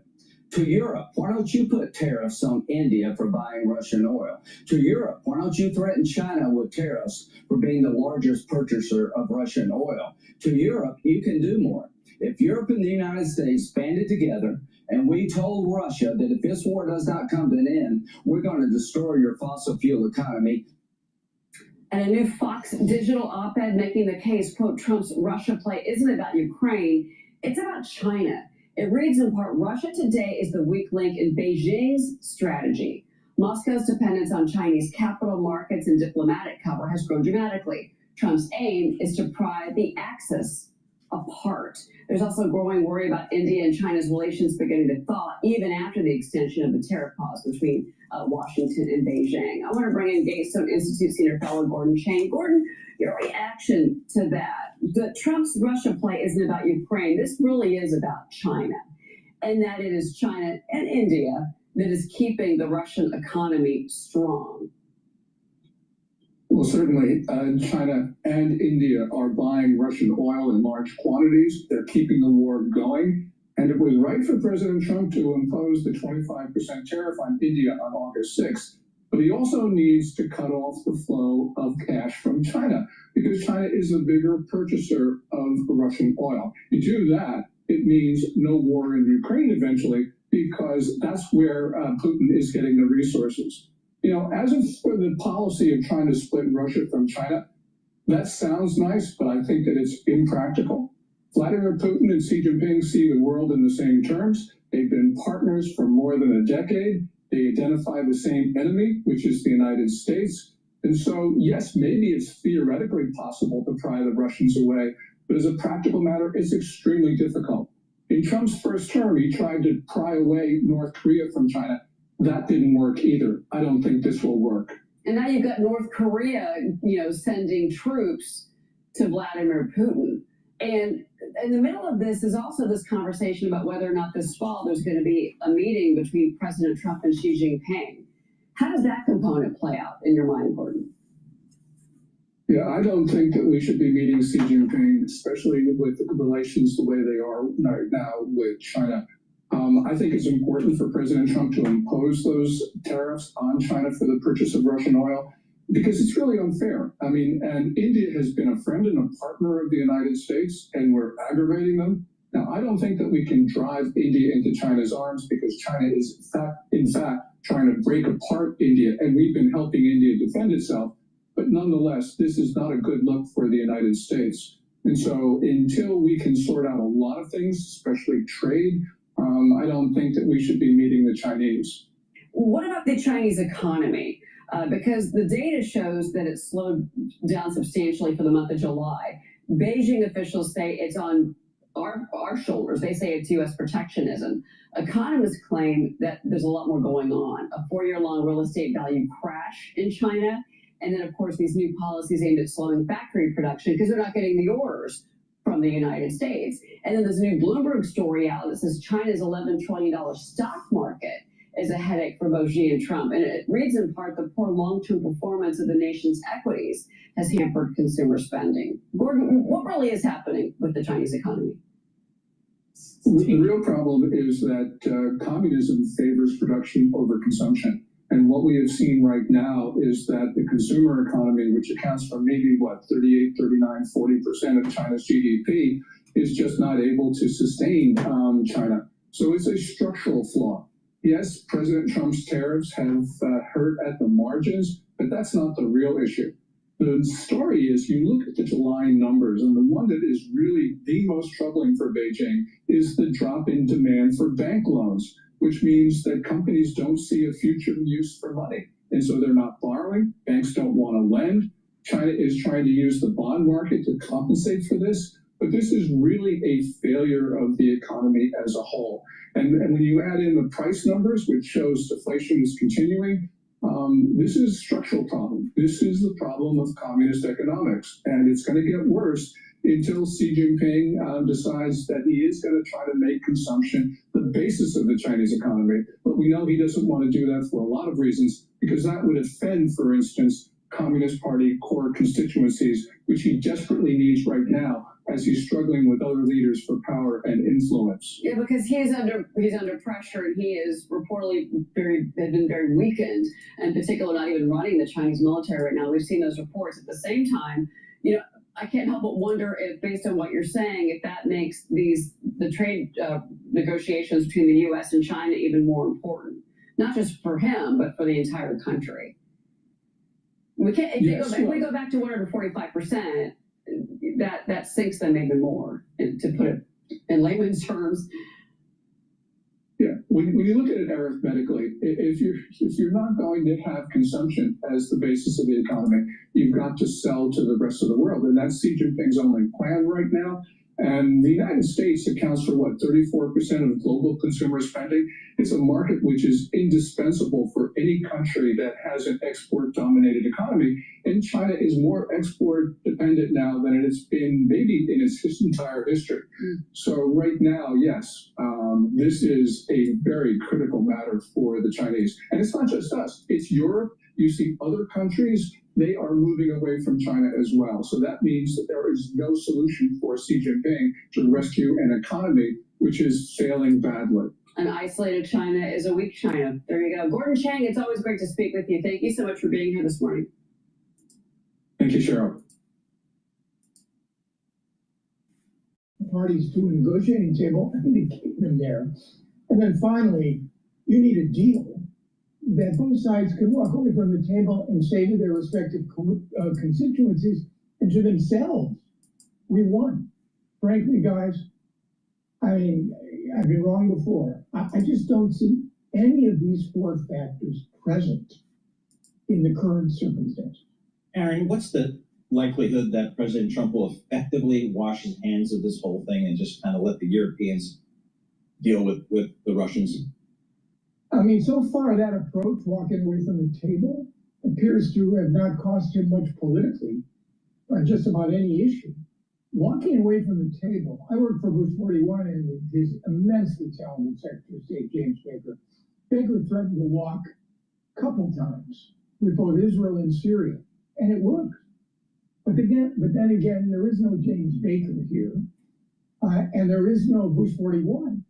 So yeah, walking away from the table, if it's done as a tactic to get the parties to get serious, both of them, I might add, can be an effective tactic. But walking away with no strategy, walking away out of disgust and frustration, walking away because you really don't want to press both sides to the end game because your attention is easily distracted and lies elsewhere, that's not a good one.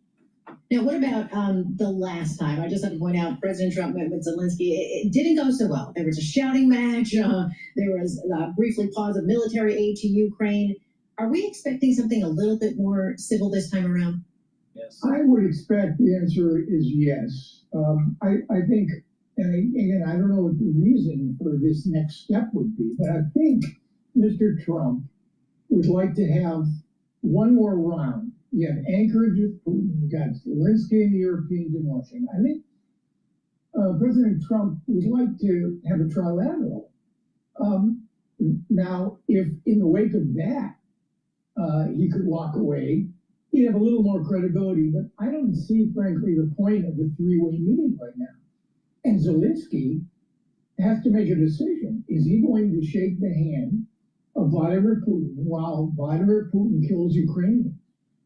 Literally yesterday, today, tomorrow, coming week, without any promise that that meeting would lead to, at a minimum, ceasefire. He's in a bind, and Trump put him there, as did Mr. Putin, who, to use the president's words right now, by the president's own choice, I might add, because Trump has many cards to play, but right now, Putin's got them all. Yep. And Trump appears not to want to take any of them back.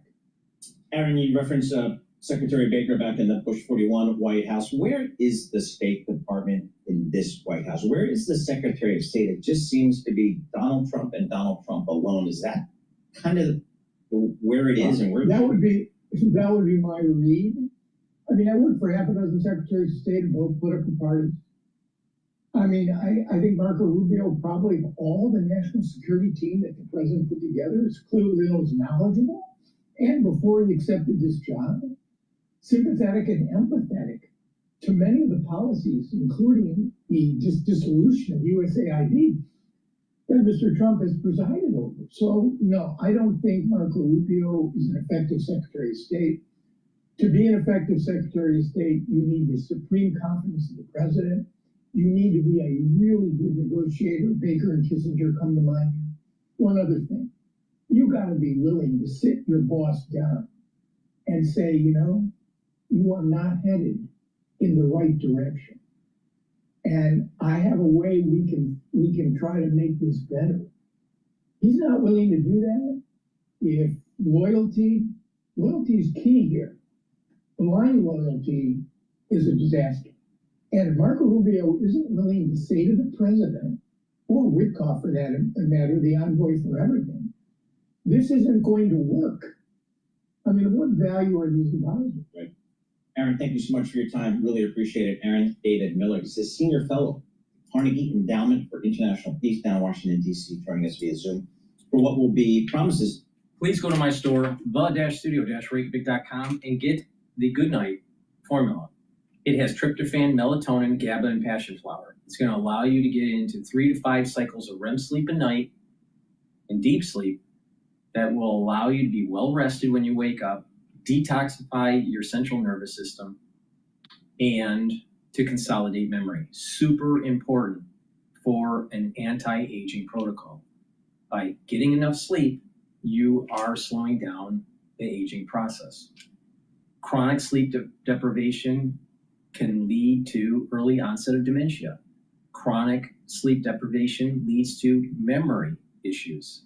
Chronic sleep deprivation leads to higher levels of cortisol, and higher levels of cortisol chronically will suppress your immune system.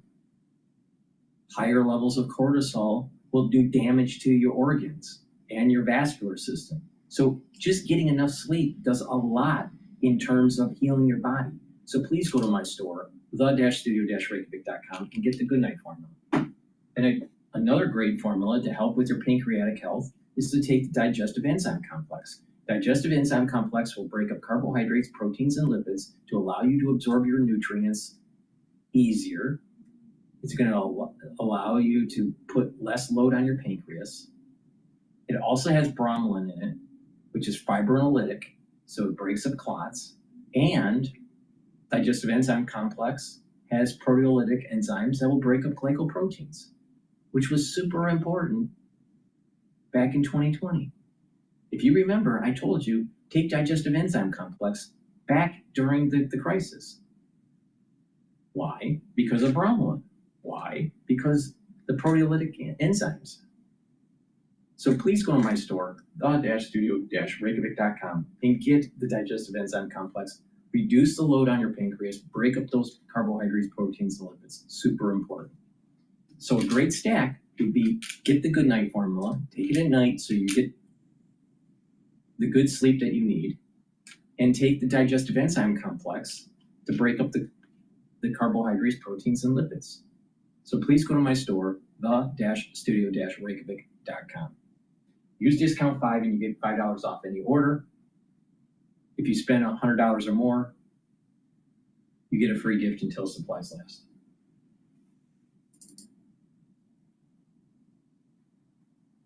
The dream was travel and freedom, but the reality is just work in different time zones. You know what ruins a vacation? It's not the flight delay or the overpriced. We're following what the papers are writing about this big summit at the White House later today. The Wall Street Journal editorial has a new piece asking what kind of peace in Ukraine. It reads in part, President Trump conducts foreign policy on personal instinct and tactical impulse, and his abrupt Friday turn on Russia and Ukraine is a classic illustration. Whether it's the start of a road to peace or to appeasement is impossible to know. We're not sure if Mr. Trump knows himself. No wonder Russian commentators and Putin and allies were celebrating the summit's results. Their president ended his isolation in the West, made no public concessions, and can continue killing Ukrainians without further sanction. The president can say all he wants, that this is Joe Biden's war. Not his, but like it or not, what happens next is on his watch. A defeat for Ukraine will echo at home and across the world for the rest of his presidency. Well, the editors of the National Review, meanwhile, they're also writing about the No Deal Summit and the path to peace in Ukraine. In part, their story reads, quote, Putin can claim wins of more consequence than a photo op. Above all, he dodged any requirement to pay a fresh price for his failure to agree to a ceasefire. This is a significant climb down by Trump. This matters. Without a preliminary ceasefire, it will be hard to proceed to the more formal armistice that remains the most likely form of eventual peace deal. For any American intervention to be successful, before long, it will, however chummy the talks in Alaska, have to involve more stick as well as carrot. Trump should remember that while patience is a virtue, being a patsy is not. In the aftermath of the meetings, he wants to hold off on further sanctions for now. That's fine. But in the absence of progress toward a ceasefire, in fairly short order, he should resume turning the sanctions racket. David Ignatius, and that's two conservative points of view, clearly coming from the more hawkish, traditional Republican Party point of view. What's your take on what happens now outside of the White House and outside of this meeting? If things carry on this path, are there any avenues for the Senate, for the Republican Party to carry on putting pressure on the White House to support Ukraine, or does it all really hinge on this meeting today? So, Katie, President Trump has shown that he's able, really, I think, to fend off Republican pressure. And although Lindsey Graham and others, despite what those papers might be writing, yeah, well, I just think recent history shows us that. One way to think about what's happening today and in the succeeding days is this war has been about whether Ukraine can become a Western country. That's been the aspiration of the Ukrainian people, and it was intolerable to Putin and to Russia. And Russia really fought a war to prevent Ukraine from becoming European. If the United States today, by offering security guarantees to whatever part of Ukraine emerges from the war intact, so that that country can be, as South Korea became, as West Germany became, a part of the West with our guarantees of security behind them, then that's an outcome that's going to make for a more prosperous Ukraine. In the long run, I can't imagine that the rest of Ukraine will move as East Germany moved with West Germany. That's down the road. But the key thing is whether the United States really will stand behind Ukraine's sovereignty against Putin. If that happens today, then I think there's some reason for optimism. If it doesn't, it's a cave into Putin's power. Hey, David, it's Heilman here. On a little bit on where you just ended up, but more a couple of unanswered questions from the first block of the show. I know there's obviously these European leaders who are coming are not all of exactly one mind, but I think it's fair to say that there's, broadly speaking, among all of them, a certain set of concerns. What's the downside scenario for this group? They're showing up there fearing the worst. The worst looks like what today? So, John, to me, the worst would be Trump leans on Zelensky to give up all of the Donbass, this area in eastern Ukraine. Zelensky refuses for political reasons. He says, I can't, it violates my constitution, and my people don't want it. And the Europeans, although talking tough, don't stand up to what will be Trump's demand. You've got to give up that territory. This is the peace deal I made for you. And they stand behind Trump rather than Zelensky. That's the scenario that I view as most threatening. At the end of this process, you'd end up with Ukraine having to make concessions without getting anything sufficient in return to guarantee its security. Well, that's what I was going to ask you. How much do you think I used to feel like I was playing cat and mouse with my clients, always chasing them for payments, but now I get paid without the exhaustion. It makes sense that zero users who use the online. How much do you think Ukraine will be willing to give up if, in fact, they get a rock-solid security guarantee where the European countries and Donald Trump say, we're going to be in Ukraine, the U.S. is going to be supporting us, we're all going to be rebuilding your country, and we're going to tell Vladimir Putin in no uncertain terms that an attack against Ukraine is attack against the United States and Great Britain and France and Germany and Italy and the EU. At that point, when he gets that rock solid assurance, if he gets that rock solid assurance, at that point, do you think the land deal can be made? So, Joe, he has to be able to sell this to the Ukrainian people. And they have suffered in this war so much. Just think about bombardment every night, spending much of that night awake, which has been the case for much of this year for Ukrainians in Kyiv and elsewhere. You have to sell it to this, war-weary people and say, we got something. We're giving up this land, and it's a dagger in our heart. But what we got was security, our ability to be a free European country. So I think it depends in how this is phrased. If the appearance at the end of today is of the Western countries, the United States and Europe, marching together with Ukraine, even as it makes this terrible concession of land, that may be something that Zelensky can take home, and the Ukrainians would say it was worth the sacrifices we made. But there's a lot of resistance to it. Again, I just share with your viewers the feeling of standing in St. Michael's Square, looking at pictures of the Ukrainians who died in Donetsk and Luhansk since 2014. There are hundreds of photos, as far as you can see, of people who died in this war. So giving it up is not going to be easy. John Meacham, there's also another interested observer today, and that's going to be Xi Jinping of China, who's going to see what the U.S. and the West is willing to do to stand up for a smaller country invaded by a larger one. So speak to us just about how precarious this moment is, big picture here, as we really barrel into this new century with the sense of, almost a return to a great powers setup where, there's spheres of influence and potentially aggression can be rewarded or at least go relatively unpunished. John? I think we've lost Beecham's John either froze or he fell asleep. And, considering... John... I had a lot of wise things to say there. Well, yeah, but it looked like you're in the middle of one of your over 80s matches at your country club. John always asked if he can play the over 80s bracket. And it's very important to be able to play with.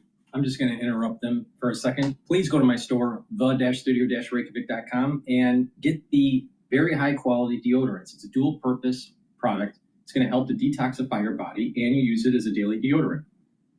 You can get it in peppermint, lavender, and tea tree, or in citrus. Made from essential oils from the Himalayas. Has no aluminum, no baking soda, all natural ingredients, super high quality. It's for males and females. Use it every day, and you're helping to detoxify your body. Super important to do.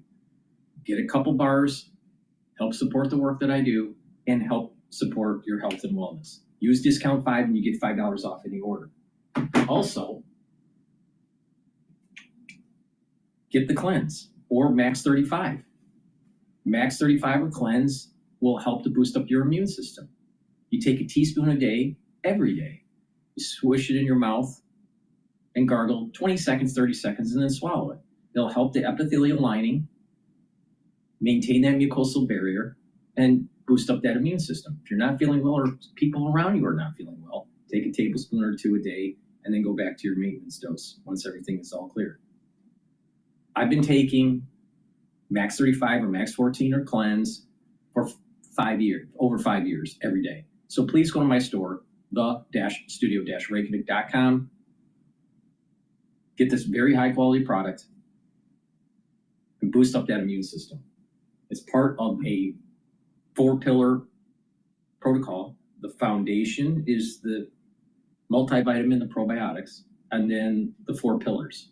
The 4 pillars are Cleanse, Max 35 or Max 14. Take it every day to boost up that immune system. C60 to soak up those free radicals. The 3rd pillar, turmeric, ashwagandha, and lignans to boost up that immune system and help with your cardiovascular system. Brings down inflammation. And the 4th pillar, boomer boost. Rev up that metabolism and increase those energy levels. So please go to my store, the-studio-reykjavik.com. Use that as a protocol, and you will notice that your body is healing and your body is slowing down its aging process and boosting up its immune system, and your endocrine system is going to get into homeostasis. So please go to my store, the-studio-reykjavik.com. Use discount 5. You get $5 off any order. If you spend $100 or more, you get a free gift until supplies last. Now, you can customize your health protocol, mix and match items. I have many ways. You can buy anti-aging boxes. You can purchase the longevity boxes or purchase individual items and mix and match. But pay attention to how to stack these. And when you stack them the way I'm telling you to, you're going to get the max benefit. The max benefit for your health, but you're also getting the max benefit based on the dollars that you're investing in your body. So please go to my store, the-studio-reykjavik.com. The link is in the description of this video and all my videos. The oxygen tent. Yes. Exactly. All right. Now, John, you're being paid to give deep thoughts. Go. Deep thoughts. The deep thought here to Jonathan's question is, it is a great power competition. We are, interestingly, in 2025, back to 1914. This is interesting. Interesting question whether is this the pre-World War I era that has reasserted itself at the end of what we all took, the lessons we all took from World War II and the Cold War, which was an implacability and unconditional surrender. One of the reasons I think this conversation is uncomfortable for a lot of people conversant with American history is that we don't really talk. We didn't really talk about negotiating in the middle of the 20th century, right? We didn't talk about doing this after FDR announced unconditional surrender in the Second World War, somewhat surprising Churchill at Casablanca. We didn't talk about it so much during Truman, Eisenhower, Kennedy, because we had made a stand. It's a long twilight struggle, and we represent the West. And as Ronald Reagan said, his view of the Cold War was, we win, you lose. This is not that, right? This is something in between.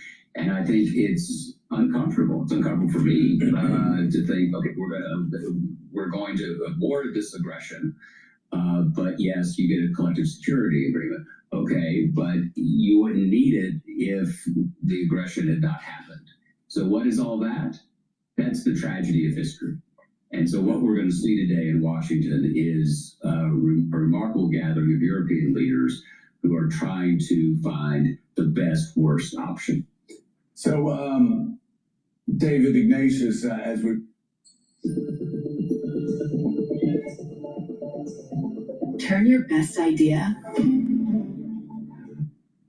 David Ignatius, as we wrap up the segment, I want to read from you something from the New Statesman on Friday out of Britain. And I read it to you because you knew Dr. Brzezinski so well. This was a review of Zabig, Ed Luce's biography on Dr. Brzezinski, and the parallels are striking. This summer, in between hosting J.D. Vance and visiting Switzerland, David Lammy, the foreign minister of Great Britain, had been reading Edward Luce's Zabig, The Life of Zbigniew Brzezinski. The book charts the intellectual political rivalry between the Polish-born U.S. diplomat Henry Kissinger.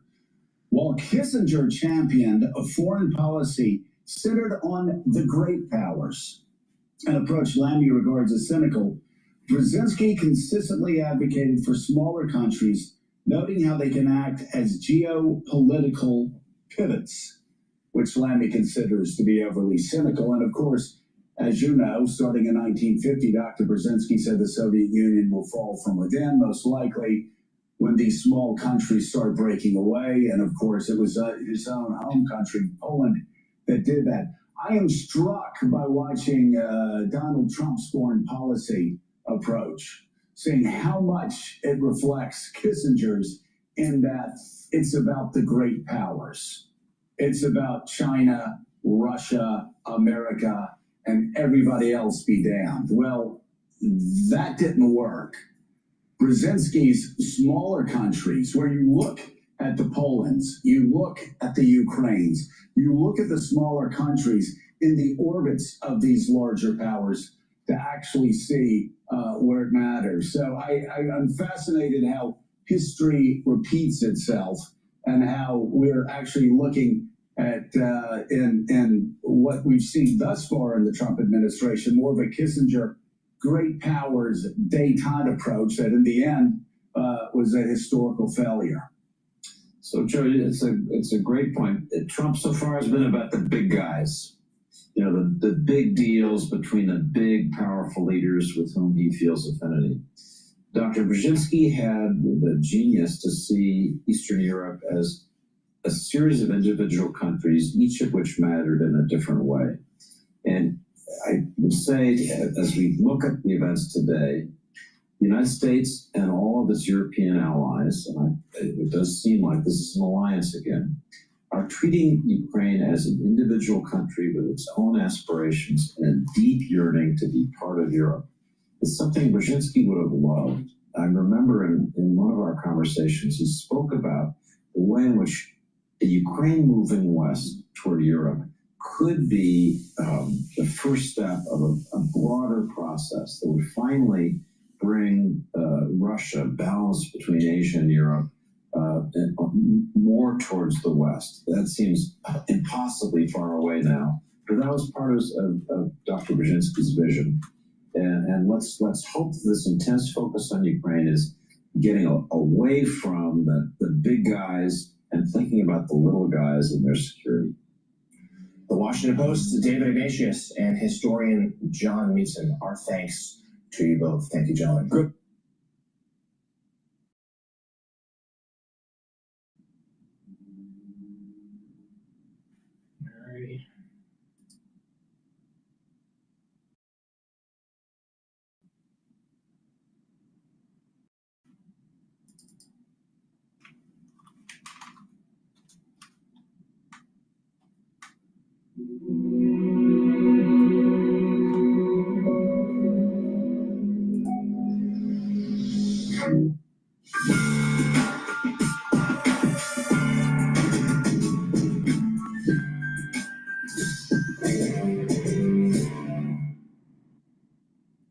Good morning and welcome to Rising. We've got a great show for you today. It is Monday morning and I'm joined by Niall Stanich. Nice to see you, Niall. I hear you had a long journey over the weekend. I had an arduous journey during my fatherly duties. I was moving stuff for my daughter from Charlotte to New York City. So it was a 10-hour drive in a moving truck.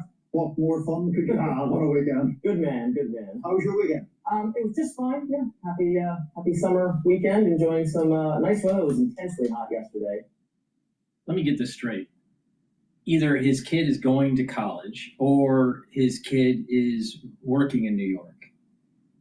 But I find it absolutely absurd that a parent is helping their kid move. Absolutely. That has never happened for me. All right? Never.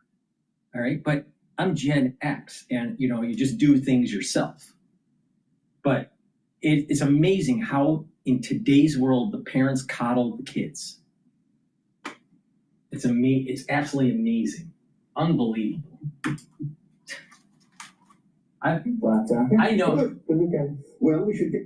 When I was managing my department over at Catholic Charities, there were people that would be being interviewed, not for my department, for a different department.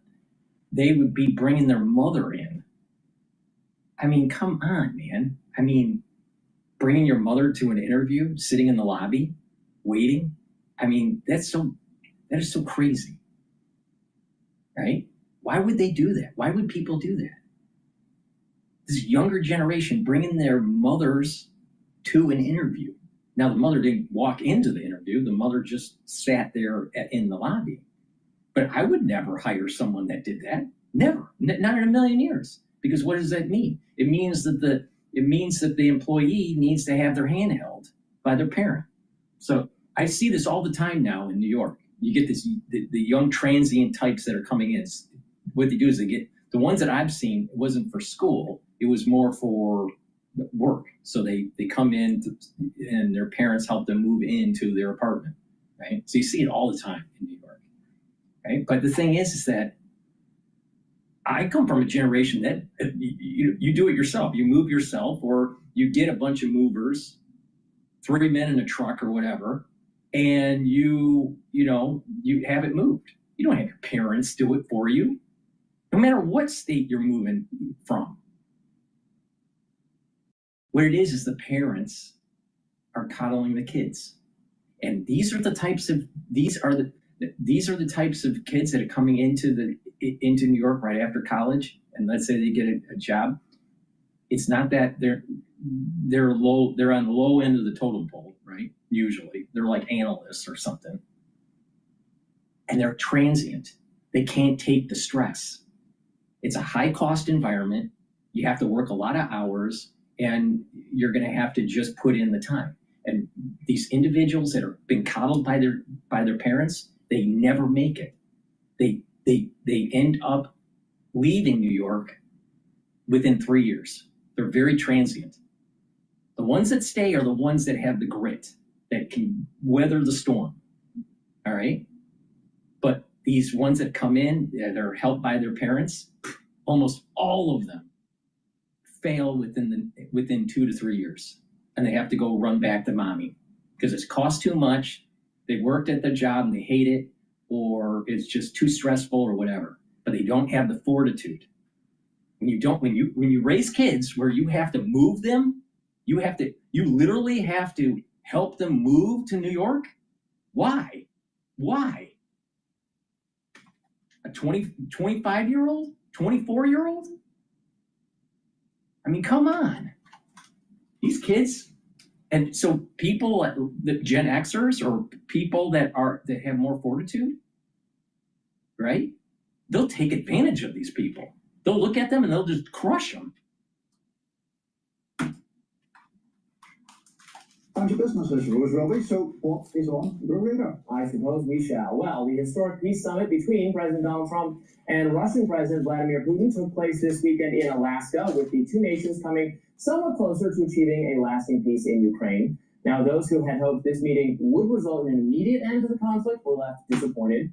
However, top U.S. diplomat and negotiator Steve Witkoff said that Putin had agreed the Ukraine would receive a NATO-esque protection guarantee, which would protect Ukraine from further Russian aggression after the war. Now, that's a key component, obviously, of any peace agreement. Ukraine can't simply agree to lose some territory now if it remains the case that Russia will resume the attack later or at some future date. But if you want to build an app and have no idea how to code or where to start, check out Base44. I built this daily habit tracker that helps users log small wins, track their mood, reflect on past and later or at some future date. But on the Ukrainian... So this girl that's doing the advertisement for Base44 is doing a self-tracker. Well, why can't you use that app, the health app, or the note app on your iPhone? See, you got to pay attention to the news. You have to pay attention to the advertisers. You have a company that gets a lot of seed money from a bunch of venture capitalists to make a business. Let's say Base44. All right. Now, people that have money, they don't need this crap. But what they do know is that the average Joe out there, the middle class, the wage earner, will get the thought that maybe the American dream they can reach by working really, really hard, right? And working for the corporation and be a wage earner, and one day maybe they'll make money. So they convince you, the middle class, oh, if you have a great idea, just use our platform, Base44, and you'll have a great idea. Maybe you'll be a billionaire. Maybe you'll be a millionaire. You'll be so successful. The far majority of these people are going to write bullshit apps that no one needs. But yet, Base44 will get revenue, get subscription revenue, and then eventually go IPO. And guess what? You have a bunch of investors that are even more wealthy. And it It was on the backs of people making bullshit apps. It's unfortunately the case that President Zelensky will likely have to agree to territorial concessions in order to bring this conflict to an end. There's a dawning realization among even the most staunchly pro-Ukraine commentators that the war simply will not end unless Ukraine agrees to let Russia keep the conquered territories. The alternative is a drawn-out conflict that kills thousands more Ukrainians and results in the entire country coming under Russian control. The skillful diplomacy of Trump, of Witkoff, and of Secretary of State Marco Rubio is designed to avoid that outcome. Indeed, Rubio's done a terrific job this weekend of schooling the reflexively hawkish voices in the mainstream media who think any public display of respect toward Putin is somehow emboldening him in the Russian takeover of Ukraine. Media pundit after media pundit complained endlessly about Putin receiving the red carpet treatment, riding in a fancy car with Trump, being treated with decency as befits his station as an important world leader. In fact, popular liberal ex-personality Brian Krasenstein called on the U.S. government to assassinate Putin. I would think that a couple thousand nuclear weapons aimed at the United States makes them pretty powerful, and that you should negotiate. Put them on the world scene and like go, we need to talk. A lot of people are forgetting. The Cold War ended when the Berlin Wall fell, but did it really end? We still have tons of nuclear weapons aimed at the United States. Now we have tons of nuclear weapons aimed at Russia.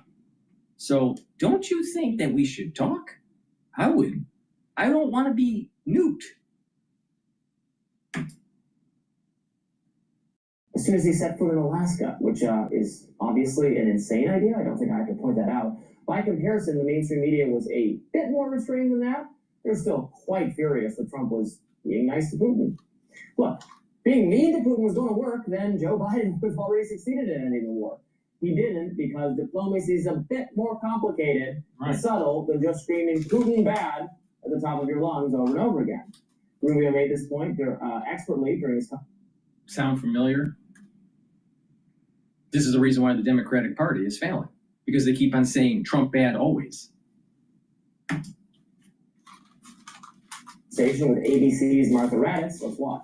Critics of President Trump will say the pomp and circumstance, the red carpet, the warm handshake, that President Trump simply lost that, and Putin gained there just by being on the world stage and walking down a red carpet with the president. Your reaction to that? Well, I mean, critics of President Trump are always going to find something to criticize. You don't even pay attention to it anymore, but I will tell you this. Putin is already on the world stage. He's already on the world stage. The guy's conducting a full-scale war in Ukraine.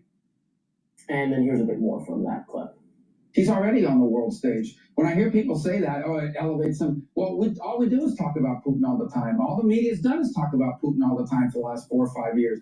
That doesn't mean he's right about the war. That doesn't mean he's justified about the war. Put all that aside. It means you're not going to have a peace agreement between Russia and Ukraine. You're not going to end a war between Russia and Ukraine without dealing with Putin.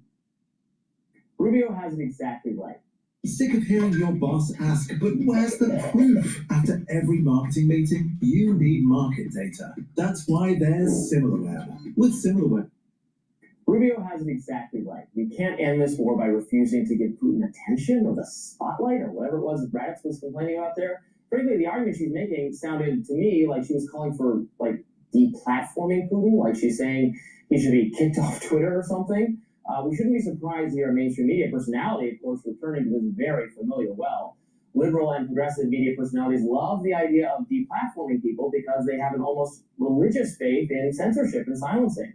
These are the preferred tactics of the mainstream media folks who imagine that if they can't hear or see people and opinions they don't like, must mean those sinister forces have been defeated or swept aside. You'd think they might have learned by now that this tactic usually backfires, and in any case, Putin is not an account that can be suspended, or an idea that can be banned, or a phenomenon that can be ignored, or a military power that can be defeated. He's a political figure who must be engaged with. And lest anyone think the meeting was nothing but pleasantries, President Trump gave Putin a letter from the First Lady, Melania Trump, asking him to end the war for the sake of the children who are suffering because of it. Mr. Putin, she wrote, you can single-handedly restore their melodic laughter. Now let us all hope and pray that this meeting is followed by further diplomacy that ends this horrific conflict. And we'll be talking later in the show about the Zelensky component of all this. But there were a number of media interviews Marco Rubio did over the weekend where he faced basically a version of that question. You know, aren't we like normalizing Putin or something by shaking his hand? I mean, what good would it do to invite him here and be insulting to him? How would that help end the war? So I was very perplexed by that, because this was a media obsession over the weekend. Yeah, I mean, I've a bit of a different view, as I think I do, of the conflict writ large. I mean, I take some of the points you made, and the Brian Krassenstein idea is absolutely nuts. That's World War III, and there's some snipers that take him out as soon as he walks off the plane. I mean, that's like a ludicrous idea. I think that the situation in Ukraine is genuinely complicated and difficult, because I think perhaps a little bit more than you take the argument that you can't just embolden Putin or have no deterrent to him doing this kind of thing in the future, whether it's in Ukraine or elsewhere in Eastern Europe. And to my mind, the Alaska summit was one where Putin accomplished more of his aims or got more of his desires than the United States did, because there was no immediate ceasefire, and whatever about smiling or red carpets or whatever, it did, I think, reduce the isolation of Russia. I don't think it's necessarily about platforming or deplatforming. It's about having this meeting where he is welcomed on equal footing, as if we're just having a kind of casual discussion, rather than a man who has invaded a neighboring sovereign nation and thus instigated a war that has now lasted more than 3 years. Yeah, I just don't know that the isolation, though, if I thought isolation was going to bring the war to a close, then I would support, playing hardball to a greater degree. And Trump has countenanced playing hardball to some degree. He's been frustrated with Putin. He's threatened sanctions, but of course, previous sanctions have done nothing. A greater form of isolation has not deterred Putin from continuing this conflict. So then I think we have to consider the possibility, and I was very happy to hear Witkoff say that apparently some kind of security guarantee, not NATO, but a security guarantee for the rest of Ukraine is on the table. I mean, that's the best deal they're going to get. Is it not? I can't imagine a more favorable situation for Ukraine than what is still under Ukrainian hands remains Ukraine, and there is an understanding that Russia could not invade again because it is now under the protection of, it's not actually NATO, but under the protection of Europe or us. I don't see, and that is a good deal, because they're not at risk of further invasion. I can't imagine anything better than that coming about from this. If it is a deal, if those security guarantees are ironclad and dependable, the question is really to what extent or with what specificity will those security guarantees be offered? Because as you just alluded to, obviously the nightmare scenario for Ukraine is they make a deal, they concede some kind of territory, and then Russia just comes back, a year, 18 months or 2 years, and storms back in again. So that's why it's very important to have these guarantees. Let's see how the meeting today goes, because I think there's going to be a lot of concern and scrutiny as to whether the pendulum swings back to a fair return. And I hope those security guarantees really bring Europe into the picture for being responsible for Ukraine's defense or protection, not getting the U.S. more involved in this region. I don't really think that's something the American people want very much, but we will discuss the Zelensky and Ukrainian component of this in a bit. We certainly will. Meanwhile, did the State Department just change an international? Please go to my store, the-studio-reykjavik.com, and get this stack that's really important for your neural health. Ubiquinol is the most bioavailable form of CoQ10 that you can purchase.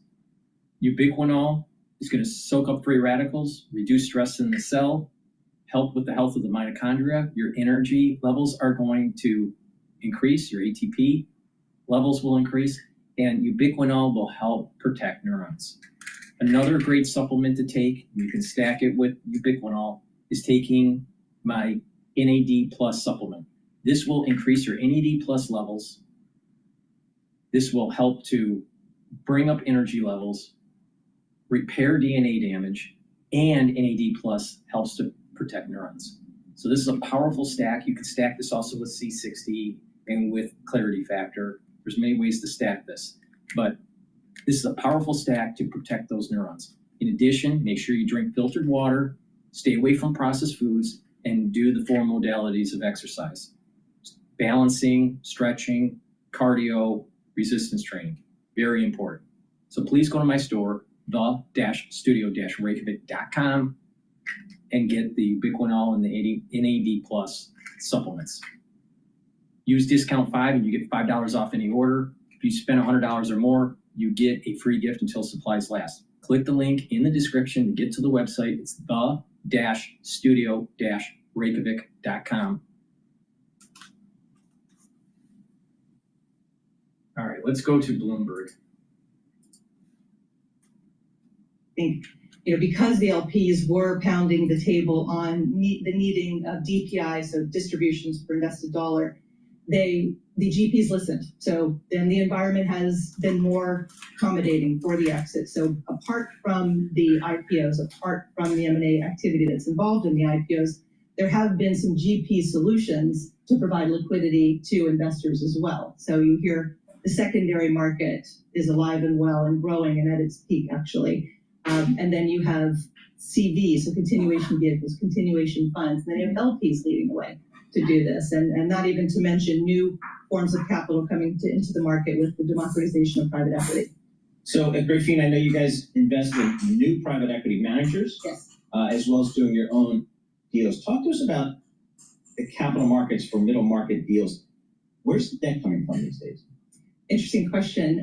Well, the debt's coming from, you'll see banks like JP Morgan get back into understanding that private credit has stepped in and they are now providing other alternatives in addition to what they have done in the past. But private credit is also alive and well and providing some debt financing. The good news about where we focus, which is the middle market and the lower middle market, because that's where we believe the alpha is in private markets, is that these are generally companies that use lower debt. So that's a very important metric for us when we get involved in investing in those companies. But you're right. What we've done is found a space that really wasn't occupied to provide investors with alpha in light of the big firms getting bigger. So we have a different strategy that sort of complements the mega funds. And Elizabeth, in your notes, you say the U.S. economy remains strong. Interest rates could start moving down again soon. How soon do you think? Well, it's hard for anyone to predict. Yes. I know what's going on in Jackson Hole this week. We'll all be waiting with bated breath. But, I think conditions are such that, at least my personal opinion, is that there's certainly room for a moderated, lowering of the interest rates. And that will, of course, be a nice boost for the private equity markets and deal making and liquidity providing back to the investors. Are there industries that you guys like more so than others these days? Because it seems like you have to have AI in your pitch book somewhere, in your deck somewhere, but how do you guys think? Yes, no, it's a great question. We've been focused on really finding this unique off-market, high alpha private deal flow. So the reason we all came to private equity in the first place. And as the big firms are getting bigger, the returns are compressing. And so we think about sectors, to your question, in the sense of really who's starting the firm. So we're actually putting entrepreneurs who are starting new private equity firms in business. For the first time in history, we have people, I think over 50% of the private equity firms in the US are over 20 years old. So people inside of those firms have 15 to 20 years of experience in a certain sector with a track record you can verify. And for one reason or another, notwithstanding the terrible fundraising market, they are leaving to start new firms. This is when you can get alpha. So on a specific sector, it's really about, we tend to back the athlete, for lack of a better term, and where they've had success. And if the conditions that led to their success in the past, we deem are available in the future, then we put them in business, and then we'll co-invest with them, and then we'll do direct deals on our own. How do you talk to your clients about, there's a lot of geopolitical tension, a lot going on in the news and the headlines. We hear it. We have the U.S.-Russia summit, then we have the Putin summit.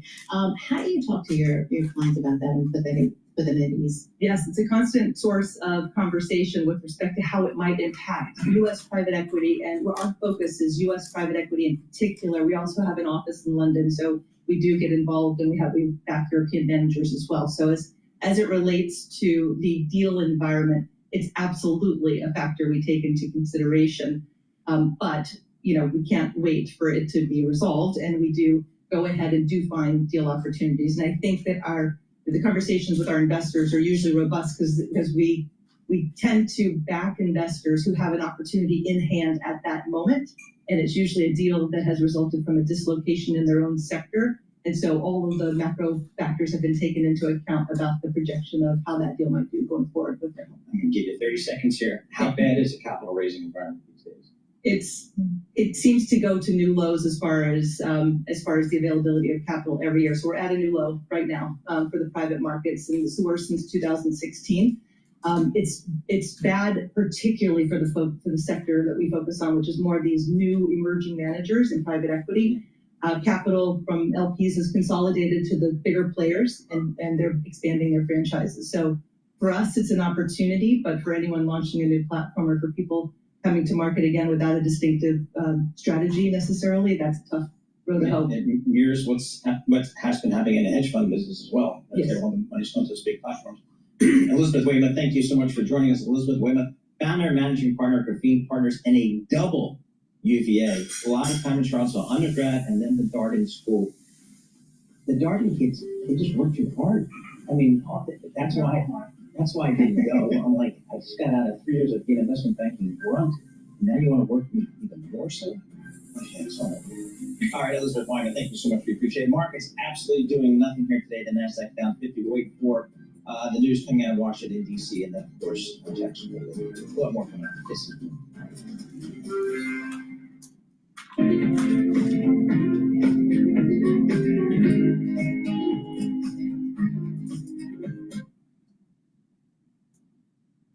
They keep outperforming me and call me crazy, but I hope they never stop. Everyone thinks I have a team, a full-on 5-person operation, but it's just me and Notion. And we're now just hours away from the president meeting with President Zelensky at the White House. So what kind of meeting are we going to see? Will it be like the last time we saw these two at the White House in February, where they got into a shouting match and the meeting ended shortly after? Will there be one-on-one talks like their chat ahead of the Pope's funeral in April? The two actually met again in June at NATO, where both men walked away, seemingly having to have moved past that February blow-up. He was very nice, actually. We had little rough times, but sometimes he was couldn't have been nicer. I think I'd like to see an end to this. I do. Joining me now to talk about this, John Bolton, President Trump's former national security advisor and former U.S. ambassador to the UN under George W. Bush. Good morning, Ambassador. Good morning. Glad to be with you. I've heard a lot of people talk about this meeting with Putin over the weekend in not great terms. You say there's a silver lining to this bad summit. What's that silver lining? Well, I think it's a mistake from Ukraine's perspective to try and seek a ceasefire before serious negotiations begin. Now, that's a minority position. I certainly concede that. But you have to look at the history of what happens in these kinds of disputes when you have a ceasefire along the existing battle lines. There's a very grave risk for Ukraine that the battle line gets frozen, and as talks drag on and drag on and drag on, that ceasefire line becomes the new boundary.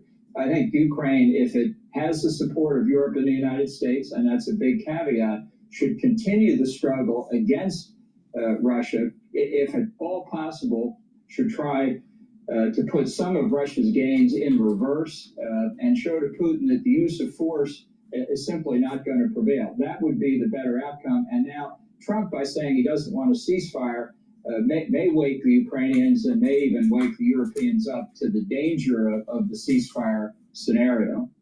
I also want to ask you about the security guarantees. We're hearing from Steve Witkoff referencing this, talking about a potential security guarantee that is not being in NATO, not having Article 5 capabilities, but somehow would make Ukraine borders safe. How did you interpret this? And do you believe it, given your experience negotiating with Russia? Well, I listened to Witkoff's answer to Jake Tapper yesterday several times, and the more I listened to it, the less I understood it. After he mentions Article 5 light guarantees, he talks about enshrinement in Russian law of a commitment not to seek further territorial gains in Ukraine and not to seek further territorial gains in Europe generally. I don't understand what the connection is if he's talking about counting on Russian promises and Russian laws not to commit further aggression. We've got a long history where that hasn't been the case, dating back to the days of the Soviet Union. And I don't understand how Article 5 fits in there. I'm more worried actually now by reports that seem to be more and more common in the news media that what the president told the European leaders and Zelensky in his phone call after the Alaska summit was that Putin's proposal was, give me all of the Donetsk province that my troops don't already hold, and then I will commit not to seek any further territory. If that's the deal that the president and Putin agreed on, it's going to run into a brick wall when they pass it on to Zelensky. We're hearing from the president on Truth Social, and you came in for criticism, where he was basically arguing people like yourselves are kind of talking in a way that prevents peace from happening, that prevents the end of this war. What's your response to that? And even sort of how the president is approaching Russia in this process? Well, I think the criticism he's making is silly. The old saying, if you can't stand the heat, get out of the kitchen. I think the president's approaching this process because he wants a Nobel Peace Prize. And I think he's worried that it may be slipping away from him because if, as I think most observers saw the Alaska summit, I didn't see any retreat by Russia from any of the principles that Putin and others have been articulating for years. And I don't see any real signs that whatever Zelensky might say would come anywhere close to accommodating the Russians, meaning that while peace is possible always at some point down the road, it's not going to happen anytime soon. And that means that the president's hopes of getting the Nobel Peace Prize are getting more remote. I might also just say one small point. The NATO Peace Prize rules require that nominations for the year in question, that would be 2025, have to be submitted by January the 31st. So, of course, the Nobel Peace Prize Committee, I suppose, can always ignore its own rules, but if they stick to their rules, Trump's not eligible for it this year anyway. Before I let you go, what do you want to hear out of this meeting today, and specifically from European leaders who obviously all scrambled to be here? I don't even know what success would look like for them coming out of today. What do you think it is?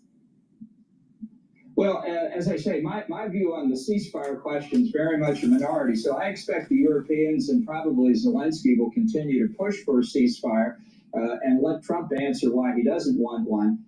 Trump and I happen to agree, coincidentally, on the ceasefire point. His reasons are different from mine, and I think incorrect. He thinks he can get to a full-scale peace plan more quickly that way. I don't think that's possible.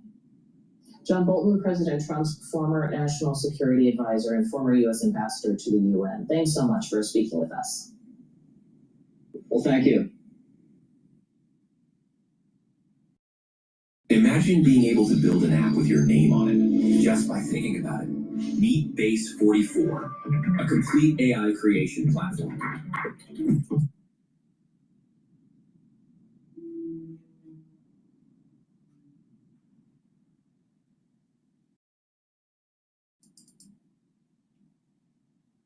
President Zelensky is in Washington for talks with President Trump on the future of Ukraine. It follows Trump's summit with Vladimir Putin on Friday that yielded no agreement nor a ceasefire.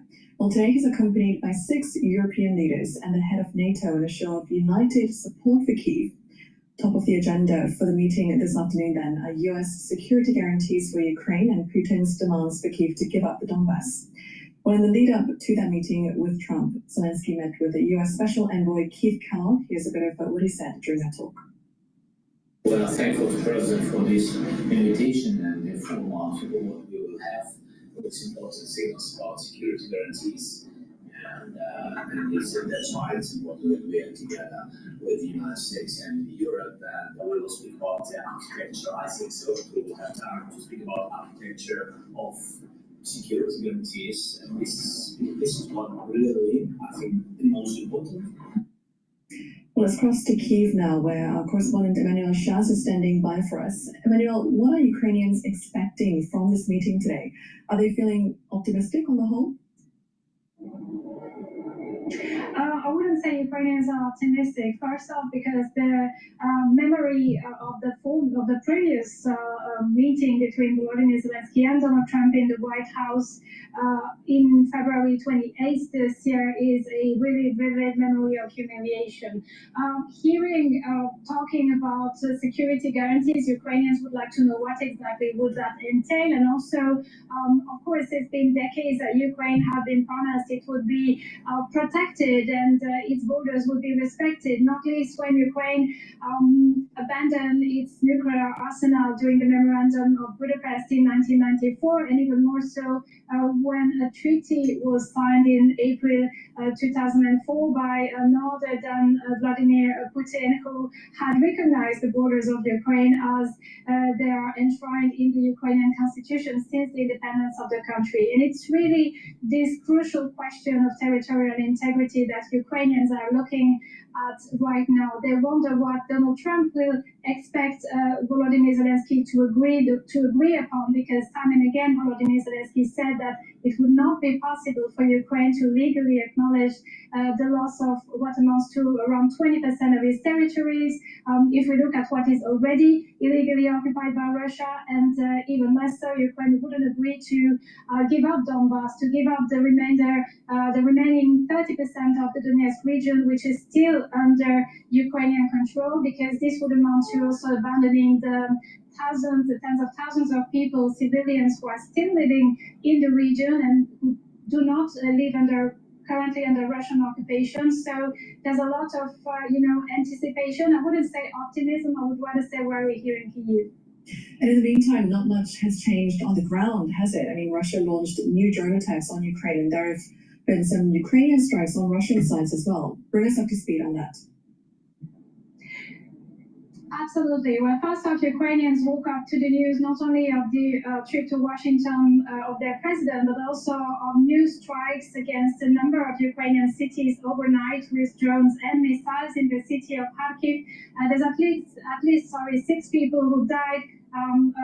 Over 17 were injured, including the people who died. There was a 1-year-old child among the injured 6 children when a residential building was hit in the Zaporizhia city. 3 people died, over 20 were injured in those strikes. This is just to show, we've been reporting on those strikes day in, day out, and those strikes do not stop, and neither does the Russian offensive on the front line. And Ukraine is also trying to defend itself by striking Russia in its economic heart, I shall say.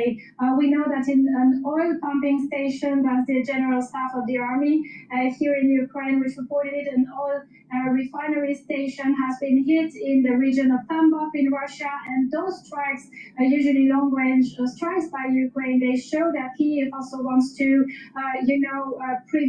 hinder Russia's war effort by trying to grid the machine, by crippling the Russian economy, but also preventing oil refineries from bringing petrol to troops, and in doing so, trying to grid the Russian army in its advances here in the country. All right, Emmanuel will of course be continuing to check in with you as that meeting gets underway later today. But for now, thank you. Please go to my store, the-studio-reykjavik.com. As a mom of children with allergies, it's hard creating a game plan that helps provide them.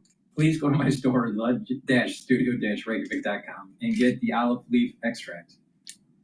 The olive leaf extract is a dual-purpose supplement.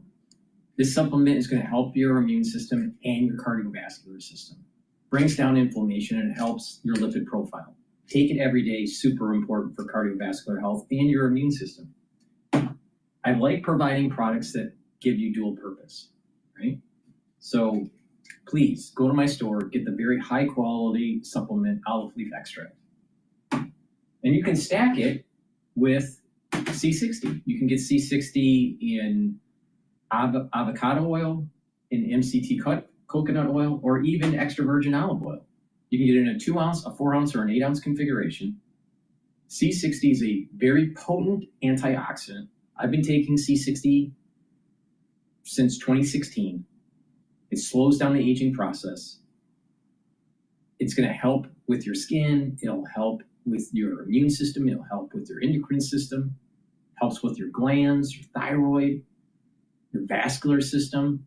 When you soak up these free radicals, what's going to happen is that these different systems, and at the cellular level and the tissue level, the stress goes down. And the mitochondrial health will improve. So you have more energy in those cells, in those tissues. So the tissues perform better because it has less stress. You're soaking up those free radicals because free radicals causes damage. So if you're soaking up those free radicals systemically, then what's going to happen is you're slowing down the aging process and you're increasing your energy levels. In addition, C60 helps with your neurons. It's going to help the mitochondria in the neuron, reduce the stress in the neuron, help maintain that myelin sheath. The neurons will communicate properly. You'll have the energy levels in the neuron to produce the neurotransmitters. This means that you'll have positive neuroplasticity. C60 stacks very well with clarity factor, NAD+, ubiquinol, resveratrol. So please go to my store, the-studio-reykjavik.com, and get the C60. Take a teaspoon a day, preferably on an empty stomach, for best absorption. If you work out, take it before your workout. It's going to soak up the free radicals that are generated during your workout, and you will recover quicker. Taking C60 every day, especially as part of a health protocol, is super important. It's the second pillar of a 4-pillar system. Now, what's the health protocol? But the starting of it is the foundation. And that's the multivitamin and the probiotic. Then the pillars on top of that foundation. Max 35, Max 14, cleanse. Taking one of those every day will boost up the immune system. The second pillar is the C60. It's going to soak up free radicals. It's a very strong antioxidant. The third pillar, turmeric, ashwagandha, lignans. That's going to help with your immune system and your cardiovascular system. The fourth pillar, boomer boost. Rev up those energy levels and metabolism. And so you're targeting all those features that you start seeing declining during the aging process. So you're targeting them and you're giving your body the nutrients that it needs to slow down the aging process. So take C60, and you'll notice after just 2.5 months or so, improvements in your body. You wait, you take a look at a year of using this, and you're going to notice that you're aging slower just by looking in the mirror. So please go to my store, the-studio-reykjavik.com, and get the C60. This is a very high quality supplement, and if you stack it the way I'm telling you to, you get some major benefits. This is something that I've been doing for years. I've been taking C60 since 2016. So please go to my store, the-studio-reykjavik.com, and a great stack is the C60 with the olive leaf extract. But again, C60 can be stacked many different ways. Like I told you with the healthcare protocol, and you can build off of it, or you can customize this the way you want to customize it. But if you stack it the way I'm telling you to, and you can target multiple systems. So you're targeting your free radicals by taking the C60, and you're helping your immune system and your cardiovascular system with olive leaf extract, and they work together. Because by bringing down stress and soaking up those free radicals is going to help your immune system. Olive leaf extract also helps with your immune system by bringing down inflammation. And olive leaf extract helps with bringing down LDL levels and helping to improve your HDL levels. That means your lipid profile is going to improve. Less LDL that's oxidized means less plaque buildup. By soaking up free radicals, you have less oxidized LDL. By having less LDL from the olive leaf extract, you have less plaque buildup. They work together. So please go to my store, the-studio-reykjavik.com. Use discount 5 and you get $5 off any order. If you spend $100 or more, you get a free gift until supplies last.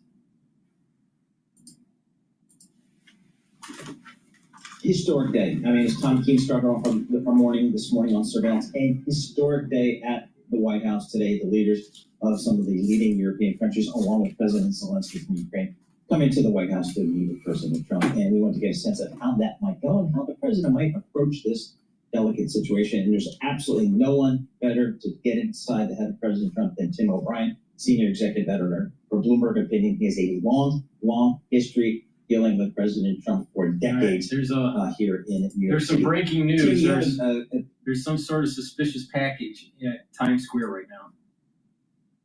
Item, whatever was found has been deemed to be non-hazardous.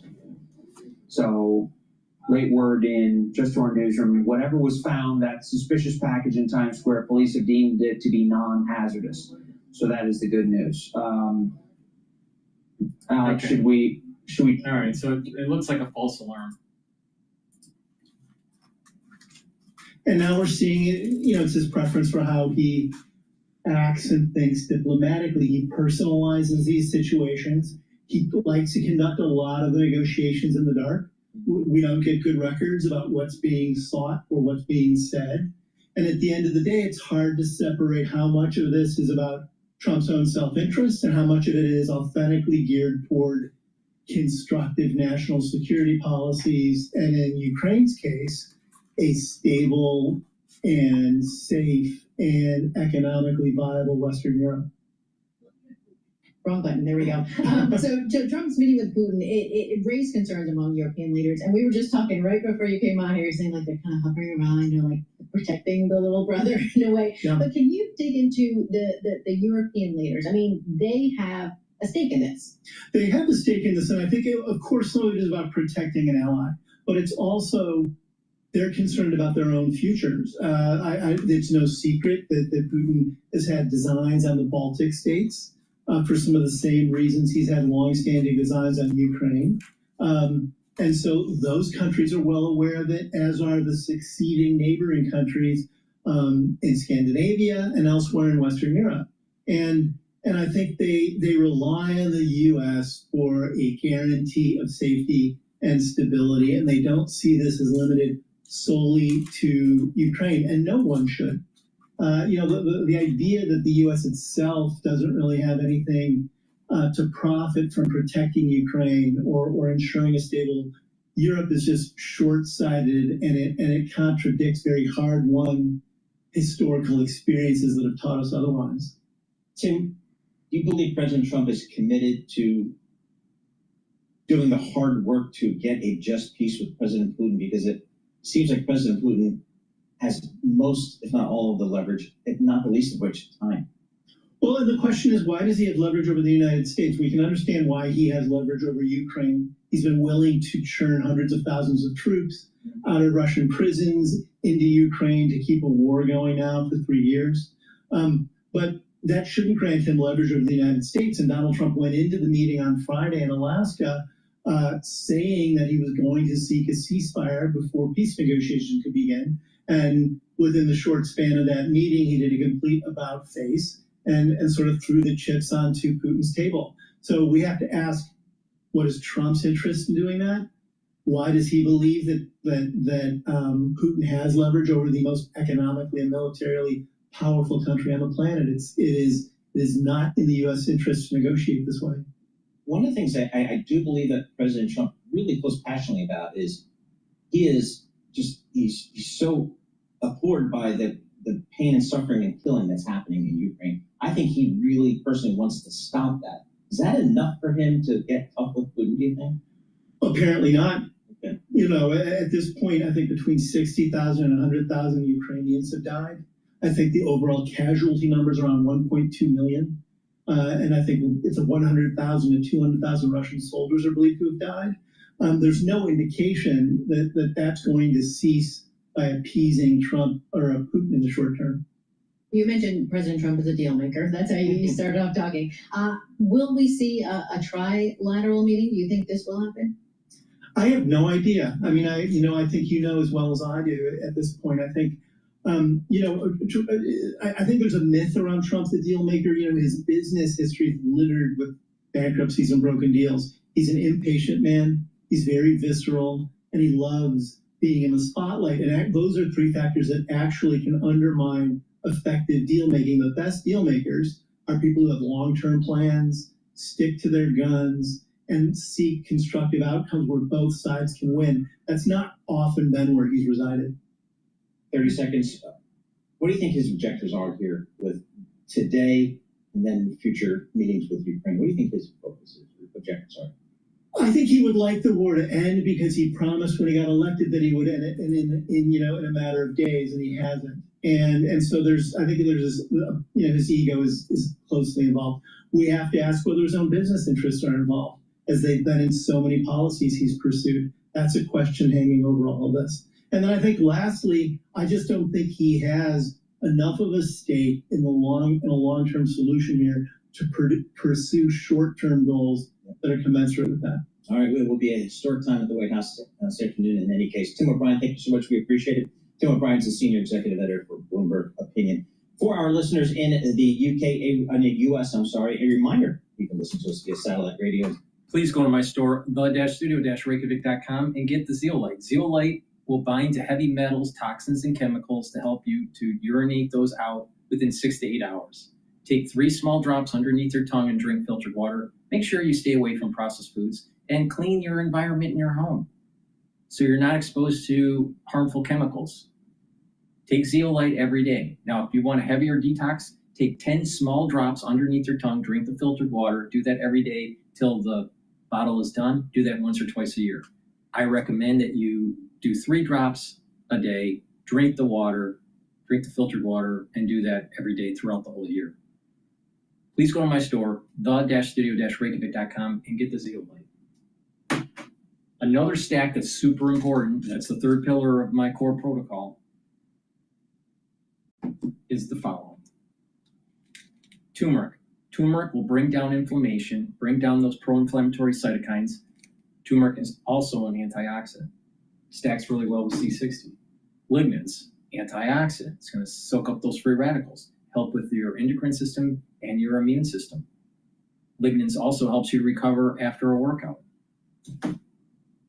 And ashwagandha root helps to control cortisol levels and blood glucose levels.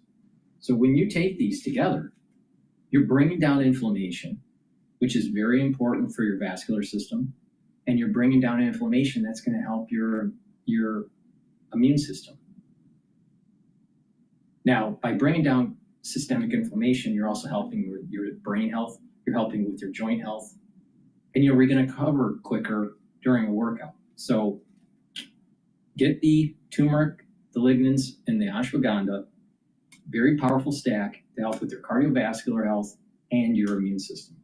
Please go to my store, the-studio-reykjavik.com, use discount 5, and you get $5 off any order. Let's listen in on to live now. It looks like EU leaders are arriving at the White House. Let's just wait on this, after which we have some additional news that we can get to as we continue to take a live look outside the White House, as we are expecting European Union leaders to arrive ahead of the meeting between President Trump and Ukrainian President Zelensky.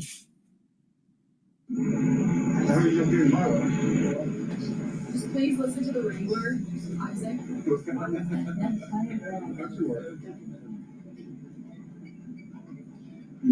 Your head's in the way. Who's that? Is this the way? If I go here. All right, so they're not there yet.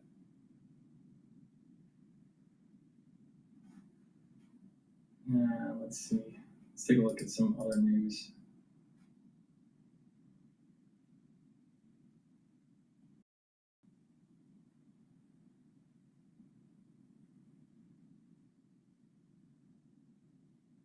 Well, let's listen to Bondi about DC. Introducing our cutting-edge Smart Zoom reading glasses, co-developed by NASA engineers. No eye exam needed.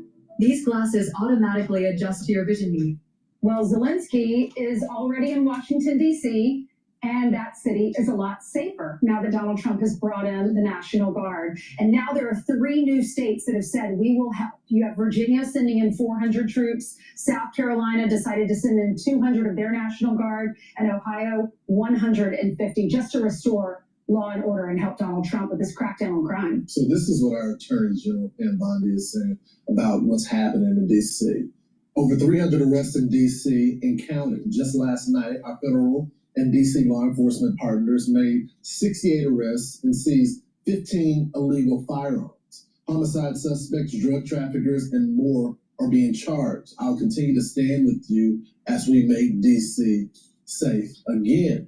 And I just think that the growing consensus is that the people that are in the media and some of the leftist Democrats, or whatever you want to call them, are just on the wrong side of this issue. More of the locals are speaking out, especially with the elderly, that are saying, we've been asking for help for years. And again, a 90-10 issue, Democrats, the media are finding themselves on the wrong side of it. And you see Jeannie Pirro over the weekend, Attorney General, and she said, no one's talking about the black communities. Right. How many unsolved, no one's even pursuing answers to these crimes. And he goes, teen victims, teen assailants. We actually have that soundbite. Listen to Prove this. it. Okay. The dumbest thing the Democrats ever said was defund the police.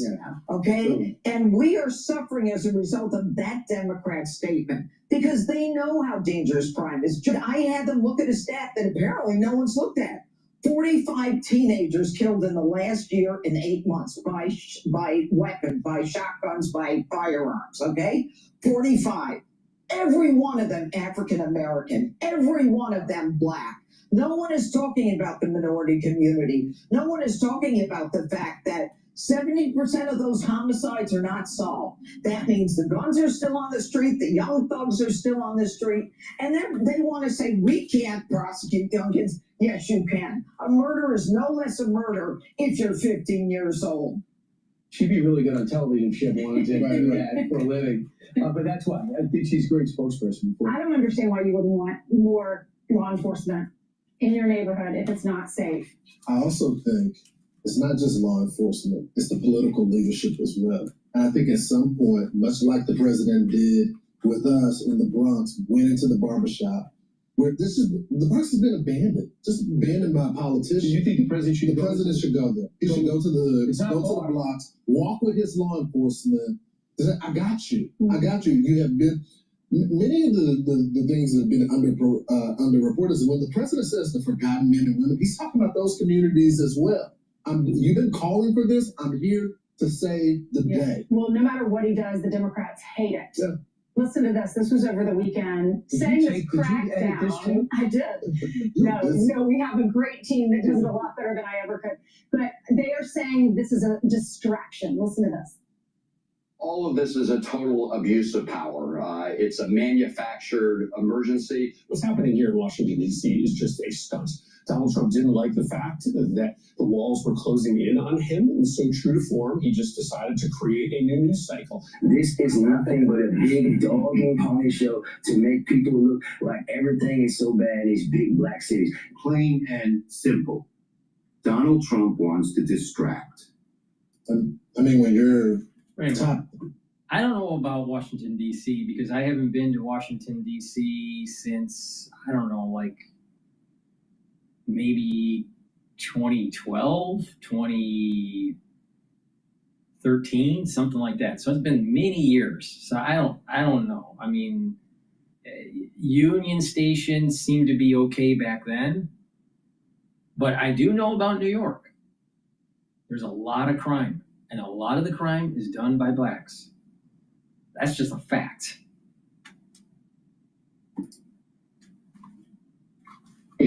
Most dangerous city in the nation.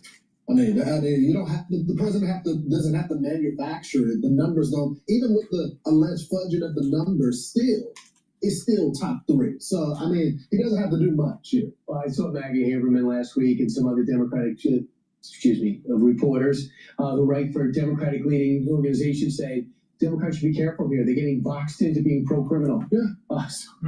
And everybody in D.C. knows that they feel the danger. So he doesn't know what his dad said. They focus on the wrong things. I love that they're saying this is a distraction. The president was just meeting with Vladimir Putin. He can chew gum and walk at the same time. He can take care of DC, right? But he can take care of DC and do other things at the same time. Big things. Meeting with Zelensky today at 1:00. So we're going to be covering that. I'm Steve Ducey. I'm Brian Kilmeade. And I'm Ainsley Earhart. And click here to subscribe to the Fox News YouTube page to catch our. Please go to my store, the-studio-reykjavik.com, and get the gels. I have them in 2 different types. One is in a quick dispenser, and the other is in a tube form. Get the gel. It's a dual-purpose product. You can use it as a daily skincare. You can use it as an aftershave. You can use it to help heal a wound quicker. In addition, if you're not feeling well or someone around you is not feeling well, put it on your hands, around your mouth, around your nose, around your ears, lightly coat your nostrils. It stays active for 5.5 hours. So it's a great way to protect yourself. Now, please go to my store, the-studio-reykjavik.com. Get the gels, very high quality, dual purpose. Again, you can use it as daily skincare. And by doing this, you're prepared for anything that may be coming your way during the fall or winter season. Please go to my store, use discount 5, and you get $5 off any order. In addition, get the collagen. Collagen is dual purpose. Helps with your skin, helps with your nails and your hair, but it also will help with your musculature when you're doing resistance training. It'll help with your bones when you're doing resistance training. It'll help with your cartilage and your joint health. Super important. It's a powder. This is a month's supply. Mix it with soft foods, filtered water, a smoothie, or even milk. And this stacks well with C60, resveratrol, vitamin C, and the gels. So I have a skincare box. It's the anti-aging skincare beginner's box that has the collagen, the vitamin C with magnesium, and the gel. Now the gel is for topical use daily.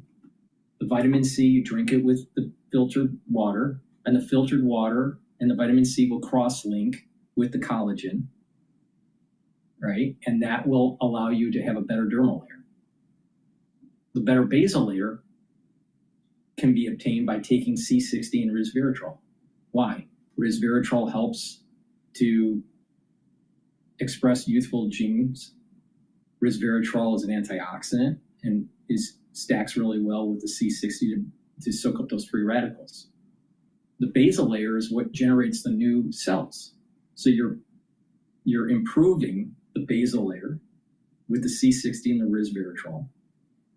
You're improving your dermal layer with the vitamin C and the collagen. Drink about 32 to 64 ounces of filtered water throughout the day to get the cross-linking. And the topical part of your skin with the gel. So in the beginner's box, you get the collagen, the gel, and the vitamin C. The advanced box, you get everything in the beginner's box plus the C60 and resveratrol. So collagen stacks really well with some of the items that I just mentioned. Now you can mix and match or just take the collagen. It's up to you. But there is a way to improve your skin, either buying the anti-aging beginner's box or the advanced box. And I told you why it works. So please go to my store, the-studio-reykjavik.com, use discount 5, get $5 off any order.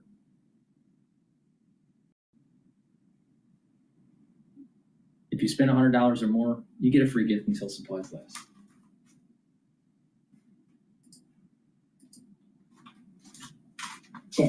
Everyone seeks dignified peace and true security. And at this very moment, the Russians are attacking a number of regions, destroying residential buildings and our civilian infrastructure. Russians are deliberately killing people, particularly children. As of now, 7 people have been killed as a result of the drone strike in a certain region, the youngest being a girl who is only a year and a half old, and dozens have been injured, including children. Meanwhile, in another region, missile strikes injured 20 people and killed 3. My condolences go out to all the victims' families and their loved ones. So that's the very latest response from Ukrainian President Zelensky in regards to a Russian strike that happened. Another live look right here outside of the White House. We have not seen any movement, but we are expecting the European Union leaders to arrive momentarily. And of course, we will bring that to you right here on Live Now from Fox.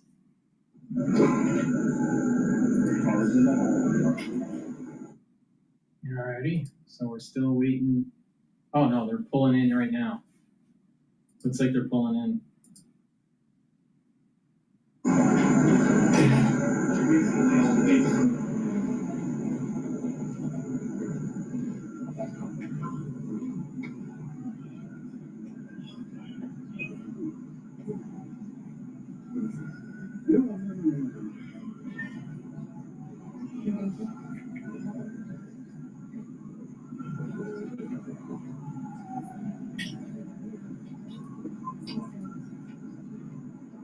We're expecting about half a dozen of them to be here later today. But Jordan, I also want to talk about the U.S. side of things. What do we know about the president's own negotiating team? Talking about Steve Witkoff, who has really taken a role in these negotiations. Secretary of State Marco Rubio. What do we know about how the White House has calculated its side of these negotiations? Certainly. I mean, Steve Witkoff has played a big role.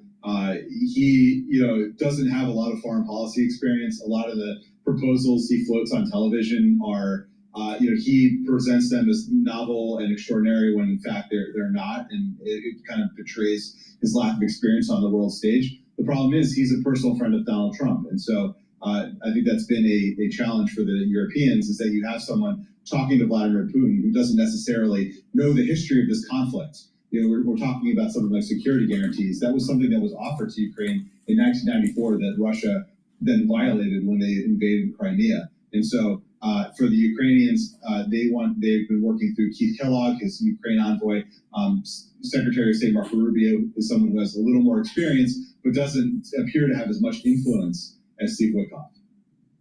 Jordan, when it comes to this question of security guarantees that you just mentioned, is it possible that the U.S. and Russia could be on the same page when it talks about them? This is what we seem to have heard from Steve Witkoff over the weekend, and yet his version of security guarantee sounds an awful lot like Article 5. How is that something that the Russian government would accept?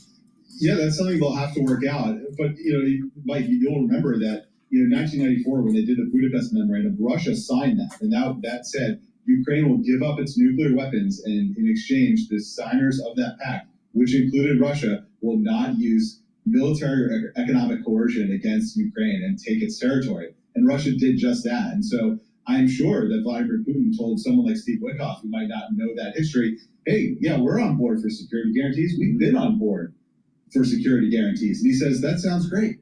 So they might be on the same page, but then putting it into practice in a way that is going to gain the trust of not only Ukraine, but the European leaders is something that's going to be very difficult to achieve. And as we're talking, more leaders arriving at the White House. We just saw the EU's Ursula von der Leyen get out of a car, shake officials' hands, and walk into the White House. They are on the South Portico. There are so many of them coming. Normally, we see them enter through the White House North Lawn, but today, because there was such a large gathering, it seems that they have opted for the south side of the White House. But Jordan, I want to build on this idea of security guarantees, because for such a long time, right, we've really heard the White House say that security guarantees were going to be implicit, that they were going to be because the U.S. had this vested economic interest in Ukraine. They signed that economic cooperation agreement earlier on, but now it seems like the White House might be willing to put something a little bit firmer on the table. Yeah, there's some sort of mechanism militarily that's been discussed, but it's very vague at this point. And I think with the economic incentive too, one thing that doesn't get talked about a lot is they don't know actually how many rare earths or what kind of rare earths are there. And so while that is, they might have the right of first refusal over them, if it's not a big stockpile, what incentive is there for the U.S. to say, yeah, we absolutely need this territory to satisfy our needs on that front? Jordan, what would the U.S. role be when it comes to ensuring that these security guarantees actually work and have some teeth? Will there be a U.S. role? We also detected a shift in that position. Certainly, yeah. They've talked about some sort of arrangement where U.S. troops aren't necessarily on the ground. There would be European troops stationed there with some sort of U.S. advisory role. But how that plays out remains to be seen. And also, you've seen this before, right? Conflicts dating back to Vietnam, where the U.S. is in an advisory role, and all of a sudden they get pulled into conflicts. And I think Donald Trump and many of his supporters are wary of that. They know that, and that they could see how that could devolve into a situation that would violate his campaign promise not to get the U.S. involved again in foreign conflicts. Well, let's build on this because, right, his vice president, J.D. Vance, was one of the staunchest opponents of additional aid to Ukraine. Last year in April, when we saw that additional aid package held up, that was ultimately a campaign that was led then by then Senator J.D. Vance. How do we know the different, how have we seen perhaps the administration defend against this idea? Because J.D. Vance has come out in support, obviously, of how these negotiations are going. Certainly. I mean, I think for all the people under Donald Trump, they tend to just follow which way the wind is blowing when it comes to Donald Trump. So for J.D. Vance, someone who wants to be president perhaps in 2028, he's not going to do anything to get really publicly crosswise on with Donald Trump. Maybe if he doesn't believe, in his heart of hearts that Ukraine should receive additional U.S. military aid, I doubt that he's going to do something to publicly break with the president in this kind of format. And he also has something else at stake, his own presidential ambition. So how carefully is he treading in these moments now? Yeah, it's a tough balance for him because he knows, or at least he thinks, that the Trump base doesn't want, again, additional U.S. involvement, perhaps U.S. aid to Ukraine. And so he signaled that he's on that page. But again, you don't want to have this break with Donald Trump because we saw what Donald Trump did with Mike Pence, his last vice president. He basically quashed any question of his political future on January 6th, and any other administration officials who've gotten crosswise with him, he's hit them over the head. And so J.D. Vance certainly knows that. Jordan, Fabian, thank you so much. Thank you for joining Balance of Power today. And we have more leaders arriving here, Tyler. Right, exactly. We just saw the UK Prime Minister Keir Starmer enter the White House. We were talking about relatively warm relationships before. Of course, the United Kingdom was the first to ink a trade deal. And Mike, I was reading one of our analysis from our analysts at Bloomberg Economics, and I found it so interesting because they said that, of course, these European leaders want to play a central role in this. They had wanted to be at the table in Alaska last week, but actually this is considered to be a relatively positive sign for them because at least now the administration is discussing with them this idea of how they're going to move forward in Ukraine instead of the more unilateral approach that we had saw when the Trump administration first began and reached out to Russia. We saw those meetings in Saudi Arabia earlier this year where Ukrainians and the Europeans were not conferenced in at all. And it's interesting in the sense that the president has tried to enlist more of the counterparts that he has gotten to know better since taking office this second time around. And that includes, of course, the UK Prime Minister Keir Starmer, but also familiar faces to him like Giorgia Meloni and, of course, Emmanuel Macron. We're joined now by Melinda Herring, who's Senior Fellow at the Atlantic Council's Eurasia Center and an authority on Ukraine and Europe. And we want to thank you for joining us today to talk about what could be a very consequential moment for not only Donald Trump and his foreign policy ambitions, but of course for Europe and Ukraine. The president is moving very fast with this. What is the risk in terms of the process in crafting an agreement that will really hold and ensure Ukraine's integrity and security? Thanks for having me here. So I would say don't put any champagne on ice today, okay? Everyone's here, everyone's excited, everyone wants the war to be over. But this is not going to hold unless Ukraine and its security aspirations are part of the picture. And right now, there's no real lasting security guarantee. Yesterday, we saw Steve Witkoff kind of writing something on the back of a napkin on the Sunday shows. That's not going to hold water. So this is a very complicated problem, but it's also a domestic problem, Mike. So Zelensky's going to have to sell this to his people. He's going to have to convince millions of Ukrainians to stand down. And right now, what's been offered is certainly not good enough. Now, on the question of the security guarantees, is there a version of this that really would be acceptable to both Ukraine? We're going to go to Sky News. They're talking about why Putin wants the Donbass region. Please go to my store, the-studio-reykjavik.com, and get the vitamin B complex. Vitamin B complex is super important to help with the health of your mitochondria. The first 4 B vitamins will work with the electron transport chain within your mitochondria to produce more ATP. Vitamin B complex helps with cellular metabolism, and vitamin B complex will help to protect your neurons. So please go to my store, the-studio-reykjavik.com, take the vitamin B complex, protect those neurons, and rev up that metabolism. Super important if you're 40 years of age. Omega-3, important. It brings down inflammation and it helps with your lipid profile. It'll help to bring down LDL levels and increase your HDL levels. When you improve your lipid profile, you're reducing the chances of cardiovascular problems. Now, olive leaf, or the omega-3 stacks well with olive leaf extract, but omega-3 will stack well with vitamin B complex. Why? By stacking the vitamin B complex, you're revving up that metabolism, your cellular metabolism. You're protecting your neurons. And the omega-3 is helping with your cardiovascular health. When you have better cardiovascular health, you're creating a microenvironment because of better blood flow to your brain. A lot of people don't realize when you start clogging up your carotid, you have poor brain flow.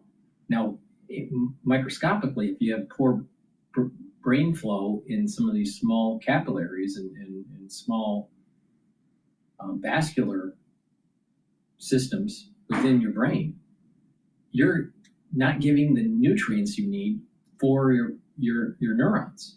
So you want good blood flow. Now you get good blood flow by doing cardio, eating properly, making sure you're drinking filtered water, stay away from processed foods, control your blood glucose levels, but also taking supplements that will help with the cardiovascular health.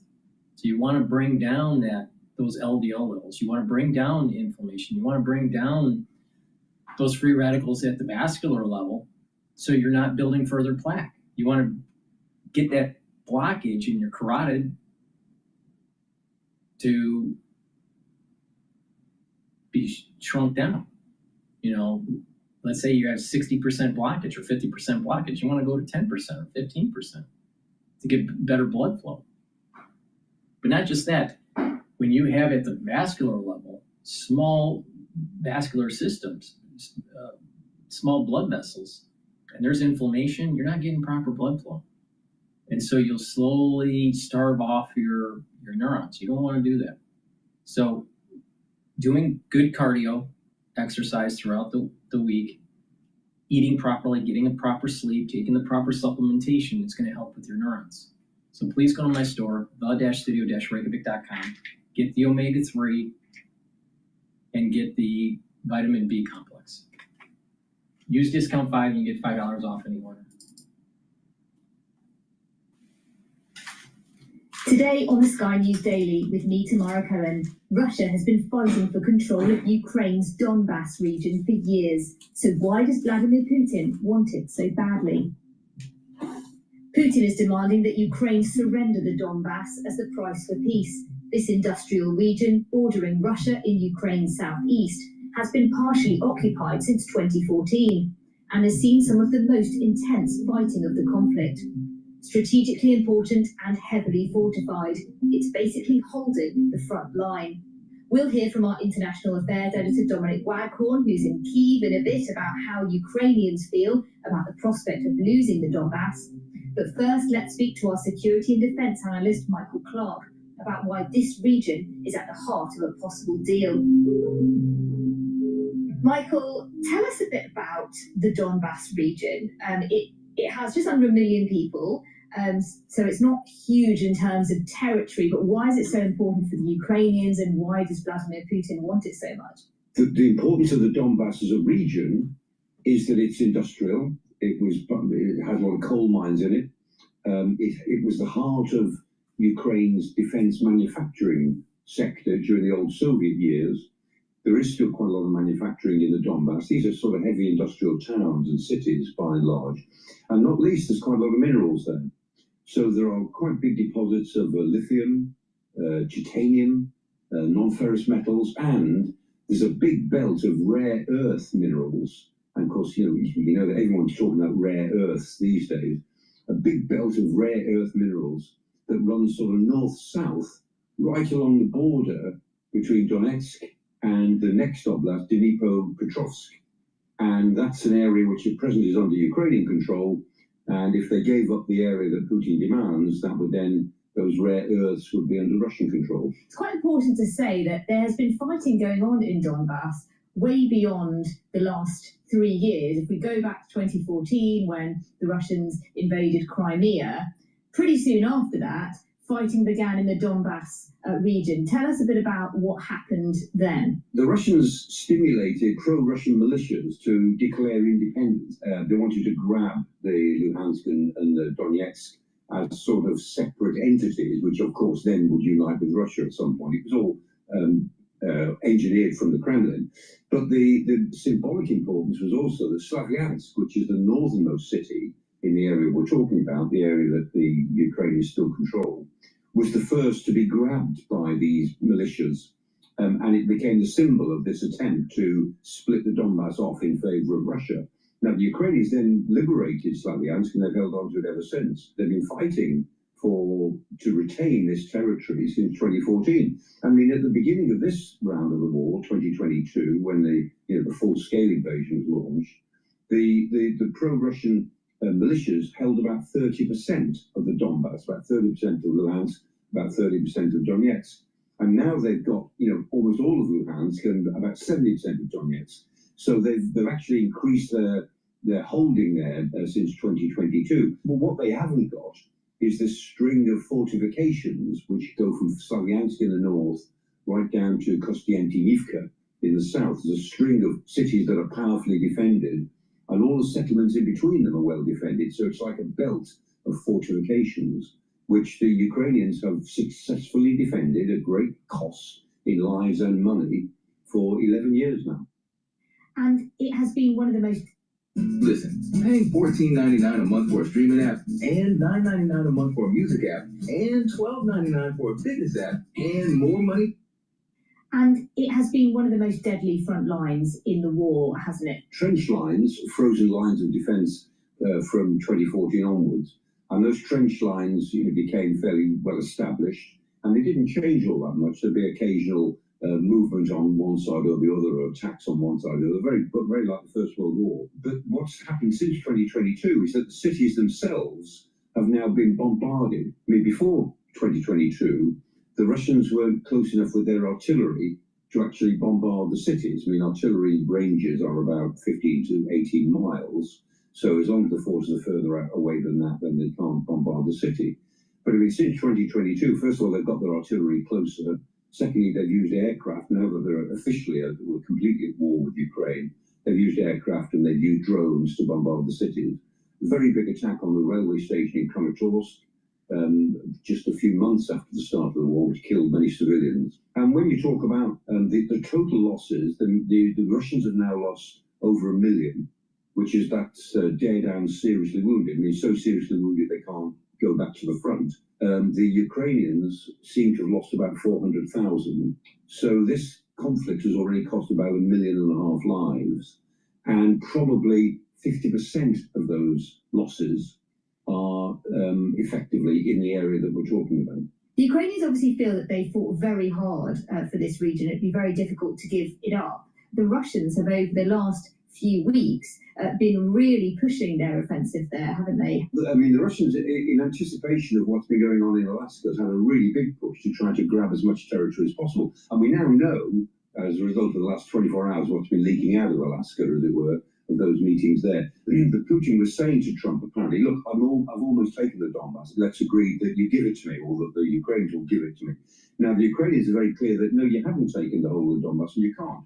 This big offensive last week at east of DrPaulCottrell was a failure. I mean, the Russians did push about 20 kilometers north, but they only pushed in small groups. They were not particularly well supported. The Ukrainians moved in their the 33rd Brigade, and at least two of the brigades of their new Azov Corps, and they've snuffed them out. And I think they've killed a lot of the Russians who were there. The others who were not dead have been taken prisoner.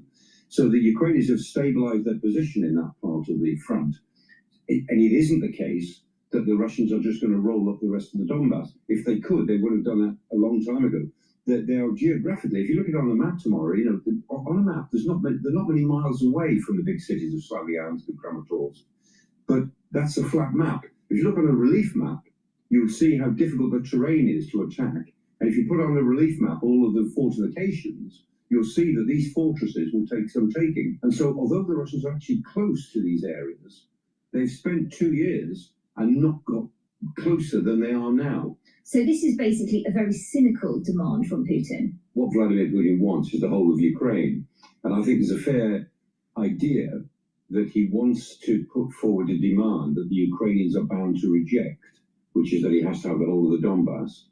Because when the Ukrainians then reject it, I think the calculation is the Americans will then blame Zelensky for the lack of progress and pull the plug on military aid altogether.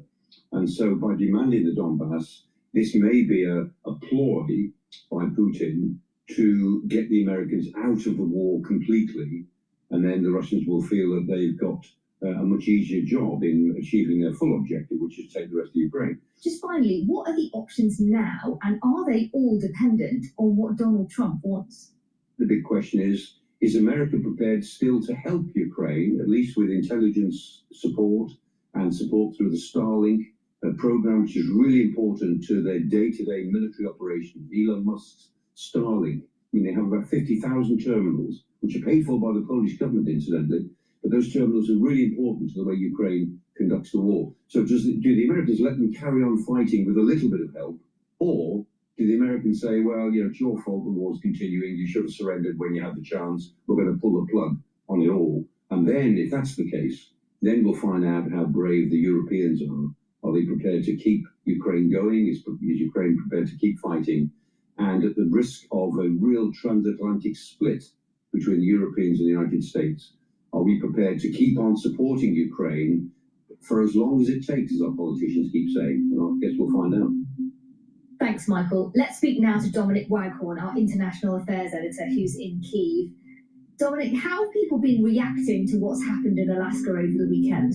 People are really worried. They are very frustrated. They are deeply concerned about the future, and they were sickened by what they saw from Alaska over the weekend. To see Vladimir Putin courted and welcomed so enthusiastically by Donald Trump really sickened them to the back teeth, and they're very worried about where this is going to go next. In the words of one woman who we spoke to on the streets of Kyiv, she said it was a disaster, and for her it was like Munich 1938. It's a diplomatic failure in the first place, and it shows that Trump inviting and greeting that way just shows that he legitimizes the war crimes, he legitimizes the kidnappings of children. It's just like 1938 when Chamberlain basically sold off Czechoslovakia, and this is basically what's happening now. And they're saying it's not just them that should be worried, it should be the whole of it. It's interesting, the similarities between the early part of the 19th century and now. Please go to my store, the-studio-Reykjavik, 1900s, I meant. Please go to my store, the-studio-Reykjavik.com, and get the Clarity Factor. Clarity Factor will help to get rid of that brain fog. You'll be able to concentrate on work or in school or even tasks at home. Really important to take every day, no matter what your age is. And what it'll do is it'll help to support the memory, get rid of that brain fog, and you're going to be able to concentrate. When you take it on a regular basis and you drink it with filtered water, what's going to happen is that you're going to get this positive neuroplasticity. Your memory is going to improve. You're going to be able to think faster, and you're going to be able to have better neural connections. And that way, by taking clarity factor, you're slowing down the aging process because you're improving those dendritic connections. So please go to my store, the-studio-reykjavik.com, and get the clarity factor. Super important. Now, take Myotrol. Myotrol is very important to take after you turn age 40. Why? Because when you get older, your gene expression starts to change. You start to methylate genes, so the gene expression is harder for certain genes. Sometimes some genes just turn off through that methylation process. And what you want to do is take supplements like Myotrol. It has polyphenols, flavonoids, and lignans to help with the gene expression for building muscle and to maintaining muscle.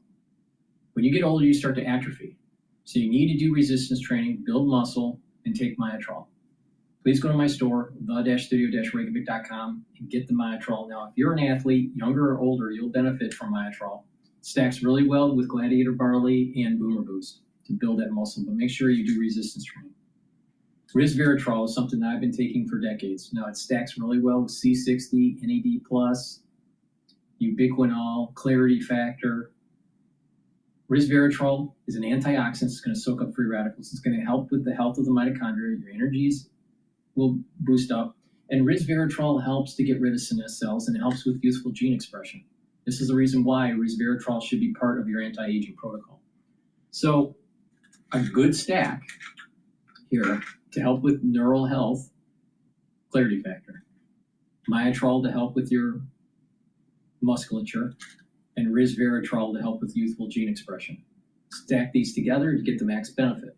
Now, use discount 5, you get $5 off any order. You spend $100 or more, you get a free gift until supplies last. That we should be worried by the direction Donald Trump is taking. What would this mean for Ukrainians, the idea that Russia could have the Donbass region? Well, it would mean surrender as far as they're concerned. It's giving land to the Russians, and the crucial distinction between this plan and the one that Steve Witkoff discussed with the Russians back in April. Steve Witkoff, of course, Donald Trump's confidant, former golfing buddy, real estate lawyer turned rookie negotiator. Back in April, he was discussing the possibility of the front line being frozen, the Russians getting all the land that they had taken to the east, and the Ukrainians keeping the land on the west. Now, that would be a bitter pill for the Ukrainians to swallow, but what is now being proposed is land being handed to the Russians that they haven't even taken yet. And this is really crucial, strategically important, symbolic land as well. We spoke to one soldier who'd just come back from there over the weekend, spoke to him yesterday, and he described, what is a very nasty, difficult war being fought there now, mainly by drones, with soldiers fighting on both sides, avoiding attacks from drones, a kind of sci-fi, apocalyptic scenario he was depicting for us. And he said he's lost friends who've died in the battle. He's been fighting in the Donbass since 2015. He'd seen, I think he said, 60 soldiers in his unit killed when the terminal of the airport in Donetsk was attacked. So for him, this is very, very personal. And the sacrifices he and his colleagues and comrades have made cannot just come to nothing if this land is handed over to the Russians. They've never held it before. And for Zelensky, it would be political suicide to agree to this, but also strategic, because these fortress cities are so important. They would open up a whole chunk of territory for the Russians to then try and attack again, should Putin want to come back for more, if a peace deal is done in a few years' time. The Ukrainian people who've been living under occupation in the Donbass for several years have obviously suffered a lot, and the prospect of handing that land over to their enemies must be particularly difficult for them to swallow. Ukrainians say to us, this idea of, we talk about land swaps or handing over land. Don't forget, land has people on it. It's not just land, obviously. And on the land that Putin has taken, he has done terrible things to the Ukrainians there. Any member of the former Ukrainian government disappears into detention, is tortured, as are the colleagues who have documented in Kherson and other parts of Ukraine. And the work we've done has been looking at Ukrainian orphans and children who are taken into Russia. They're either adopted by Russian families, or they're put into institutions where many of them are indoctrinated and brainwashed by the Putin regime, and many of them are then put into, if they're old enough, put into fighting service to fight against their own country. And of course, it's Putin's involvement in that large-scale mass deportation and abduction of children that has earned him the indictment, the ICC. So he's an indicted alleged war criminal because of his involvement in that. Another reason why it really stuck in the core of Ukrainians to see this alleged war criminal being fated in Alaska. If the Ukrainians even wanted to give away any territory, this isn't something that you can just achieve by signing on a dotted line, is it? Ukraine is a sovereign country. It's been independent from the Soviet Union since 1991, and it has a constitution.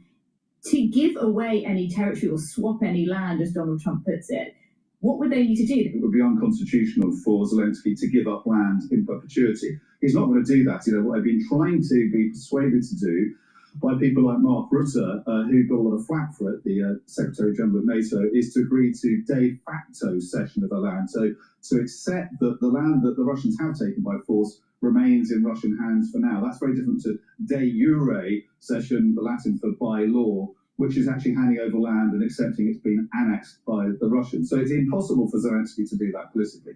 Although Donald Trump has sounded very impatient about that. When asked about that, he said, well, nothing in the Ukrainian constitution stopped Zelensky getting into this war and killing thousands of people, which was a grotesque and perverse misrepresentation of history, of course. But that seems to be where Donald Trump is coming at this from. He doesn't believe there are any sort of constitutional impediments to Zelensky giving up the land. And that's the big challenge, I think, for Zelensky in the Oval Office, is dealing with someone who doesn't really understand some of the fundamental truths at the heart of this conflict. Isn't there a war weariness, though, in Ukraine? People feeling like they don't want this to carry on indefinitely. They don't want their sort of teenage sons to be fighting in the war in years to come. Yeah, you're right. There is a growing sense, I think, amongst Ukrainians that this war is going to go on and on and on, and they're currently losing it because the Russians are finally getting their act together on the front and coming up with tactics that are working quite well for them. And there is, as you say, a real war weariness out there. You know, you talk to Ukrainians, and they're actually more willing to entertain the idea of the land that the Russians have taken being kept by the Russians for now, at least, if they can be certain that peace will follow. But I think there are two caveats to that. One is that the land that is given to the Russians for now is always going to remain Ukrainian in their minds, and will have to be taken back at some point by force or diplomatically. But the other caveat is that they will only agree to this if there are security guarantees, which we hear a lot about. And what that means really is Ukrainians need to know if they do agree to a deal where land is given up, the Russians can't come back for more in a few years' time. And what they'll say is that it's not just their future, it's also the whole of Europe's, because if Putin's encouraged by this, if force prevails, if might is proven right by this, he does succeed in his acts of aggression, he will be tempted to do so again, possibly with other European nations and the Baltics, and therefore he needs to be given a really clear sense that he can't come back for more, that NATO will have to give it the kind of guarantees and protection in the future that will deter him from doing so in the future. Thanks for listening to today's Sky News Daily. Please go to my store, bud-studio-reykjavik.com, and get the nattokinase. Nattokinase is fibrinolytic, and it's going to help with your lipid profile. Super important to help with your cardiovascular health. Take nattokinase every day. Vitamin D3. Vitamin D3 helps to absorb calcium. It's also a great gene expression cofactor. D3 also helps to get rid of cells that need to go into apoptosis.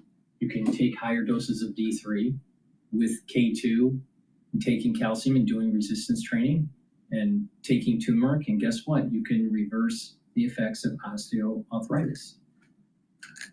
But vitamin K2 stacks well with D3 to absorb calcium. Do resistance training, it's going to help to build bone density because it's helping to remodel that bone matrix. Also, D3 and K2 will help to pull some of that calcium depositing around plaque and reduce further calcium depositing. There's a cardiovascular box that I have, a longevity cardiovascular box that you can take a look at. A great way to get healthy with your cardiovascular system. You do some cardio, you take the supplementation, you control your blood glucose levels, and over time, you're going to notice within a year that you have reduced the blockage. So you take your baseline with an ultrasound or calcium screening, and then wait a year and do the same thing, and you'll notice that you have better results. So please go to my store, the-studio-reykjavik.com, get the vitamin K2 and get the vitamin D3, stack them together.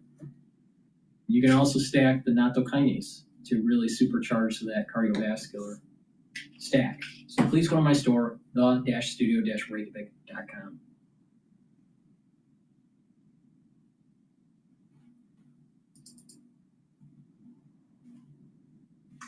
Joining us today is Moody's Analytics Chief Economist Mark Zandi. Mark, it's great to have you back. Good morning.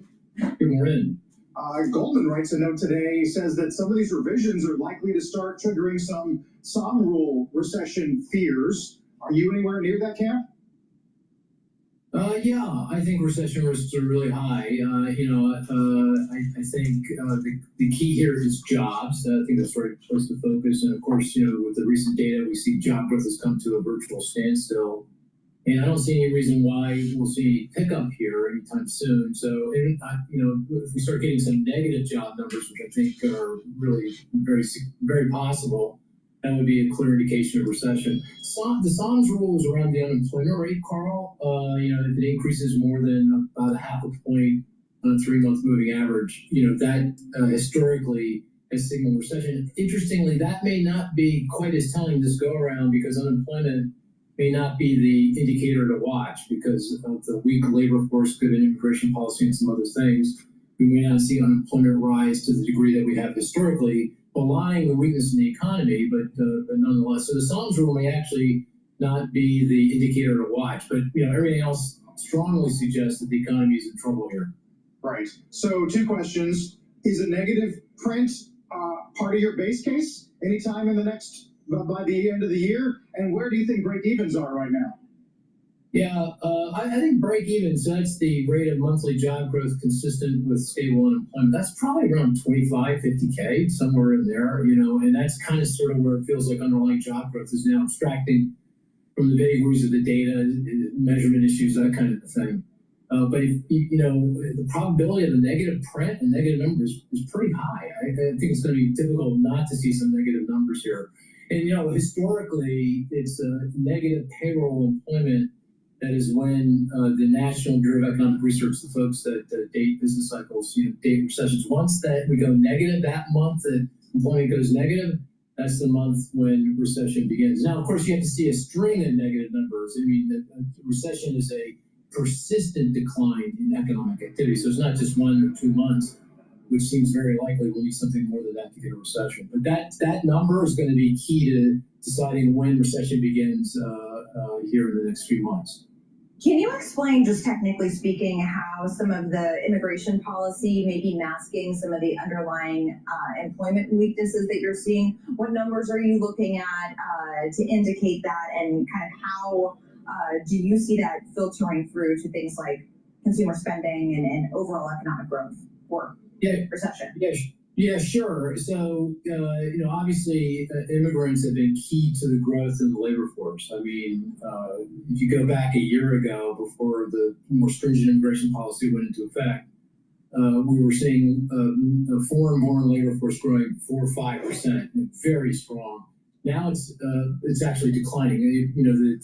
This stringent immigration policy started to kick in a year ago with Biden's executive order on asylum seekers, and of course President Trump has reinforced those policies.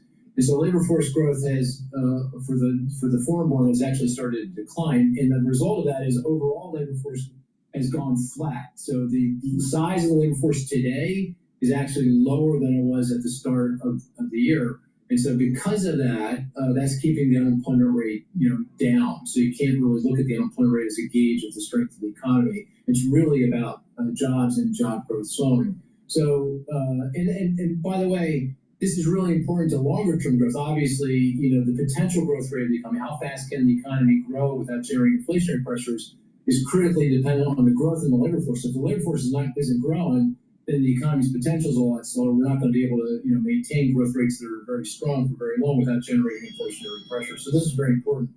The other thing about immigration that's really key here is that it's about demand. One other indication of the economy's weakness is consumer spending all in. Real consumer spending in aggregate has gone nowhere this year, and that may be in part because of the immigrants deporting or pulling back on their spending given the situation that they're in, and that's weighing on consumer spending broadly.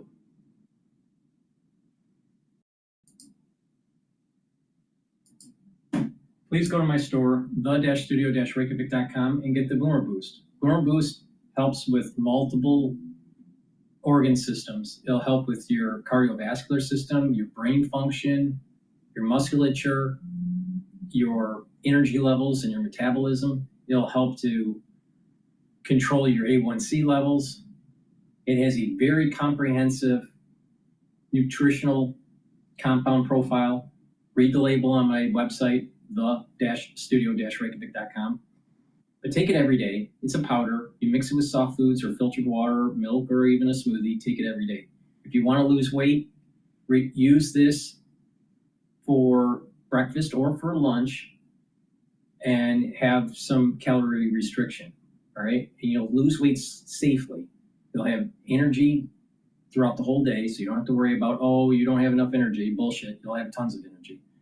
And what this will do is it'll allow you to safely lose weight and to get healthy and to build musculature. So you want to do some cardio, you want to do resistance training, you want to be eating protein. And when you do that, you're going to be able to lose weight safely. Now, for ones that are already at their target weight, they have a good BMI, you'll benefit from Boomer Boost. You just maintain your calorie intake. Now, Boomer Boost will also help to bring down inflammation. You'll notice that you're slowing down the aging process. Your immune system will get better. Your endocrine system will get better. Now, you can stack it and you get added benefits with the barley. I have two types of barley. Now, you can take the barley separately or you can take it with the Boomer Boost. I take it with the Boomer Boost to get the max benefit. Now, the heirloom barley will detoxify your body, bring down inflammation, and soak up free radicals. It's a powder. It's a high-density protein. This is very high quality. So take it every day, same way, soft foods, filtered water, milk, smoothie, however you want to take it. Now, Gladiator barley, which is the one I prefer to take, helps to build muscle. It stacks well with Myotrol, and it stacks really well with the Boomer Boost. Now, Gladiator barley, you'll get the benefits of the heirloom barley, detoxifying your body regularly, lowering the inflammation, soaking up free radicals, that'll help you to build muscle. And that way you'll get the max benefit of controlling your A1C levels. Many people in the United States are pre-diabetic or diabetic. In most cases, it's because of being overweight and you become insulin resistant.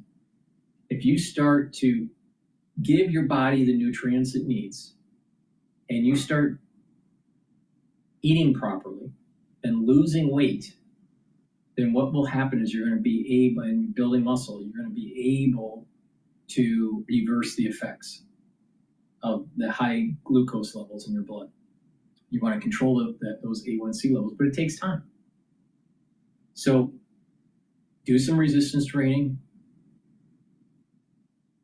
proper diet, proper exercise, proper supplementation, and you can get healthy. Now, Gladiator barley and the heirloom barley helps to bring down inflammation. That's important for your immune system. That's important for your brain function. That's important for your cardiovascular health. That's important for your joint health, and you'll recover quicker after a workout. So please go to my store, get the Gladiator barley or the heirloom barley. You can take them separately, or you can take either one with the Boomer Boost. And when you do that, you're going to get the max benefits. Like I said, a great stack to build muscle and to improve your health is to take the Boomer Boost, the Gladiator barley, and the Myotrol. So please go to my store, the-studio-reykjavik.com. Get the great supplements I offer. I've told you many ways on how to stack the supplements to be able to to get the most benefit for the dollars that you are investing in your health. Go to my store, use discount 5, all caps, discount 5. You get $5 off any order. If you spend $100 or more, you get a free gift until supplies last. I have very high quality supplements that I take every day. Please go to my store, follow the protocol, and you're going to get healthy. Thank you for listening and have a nice day.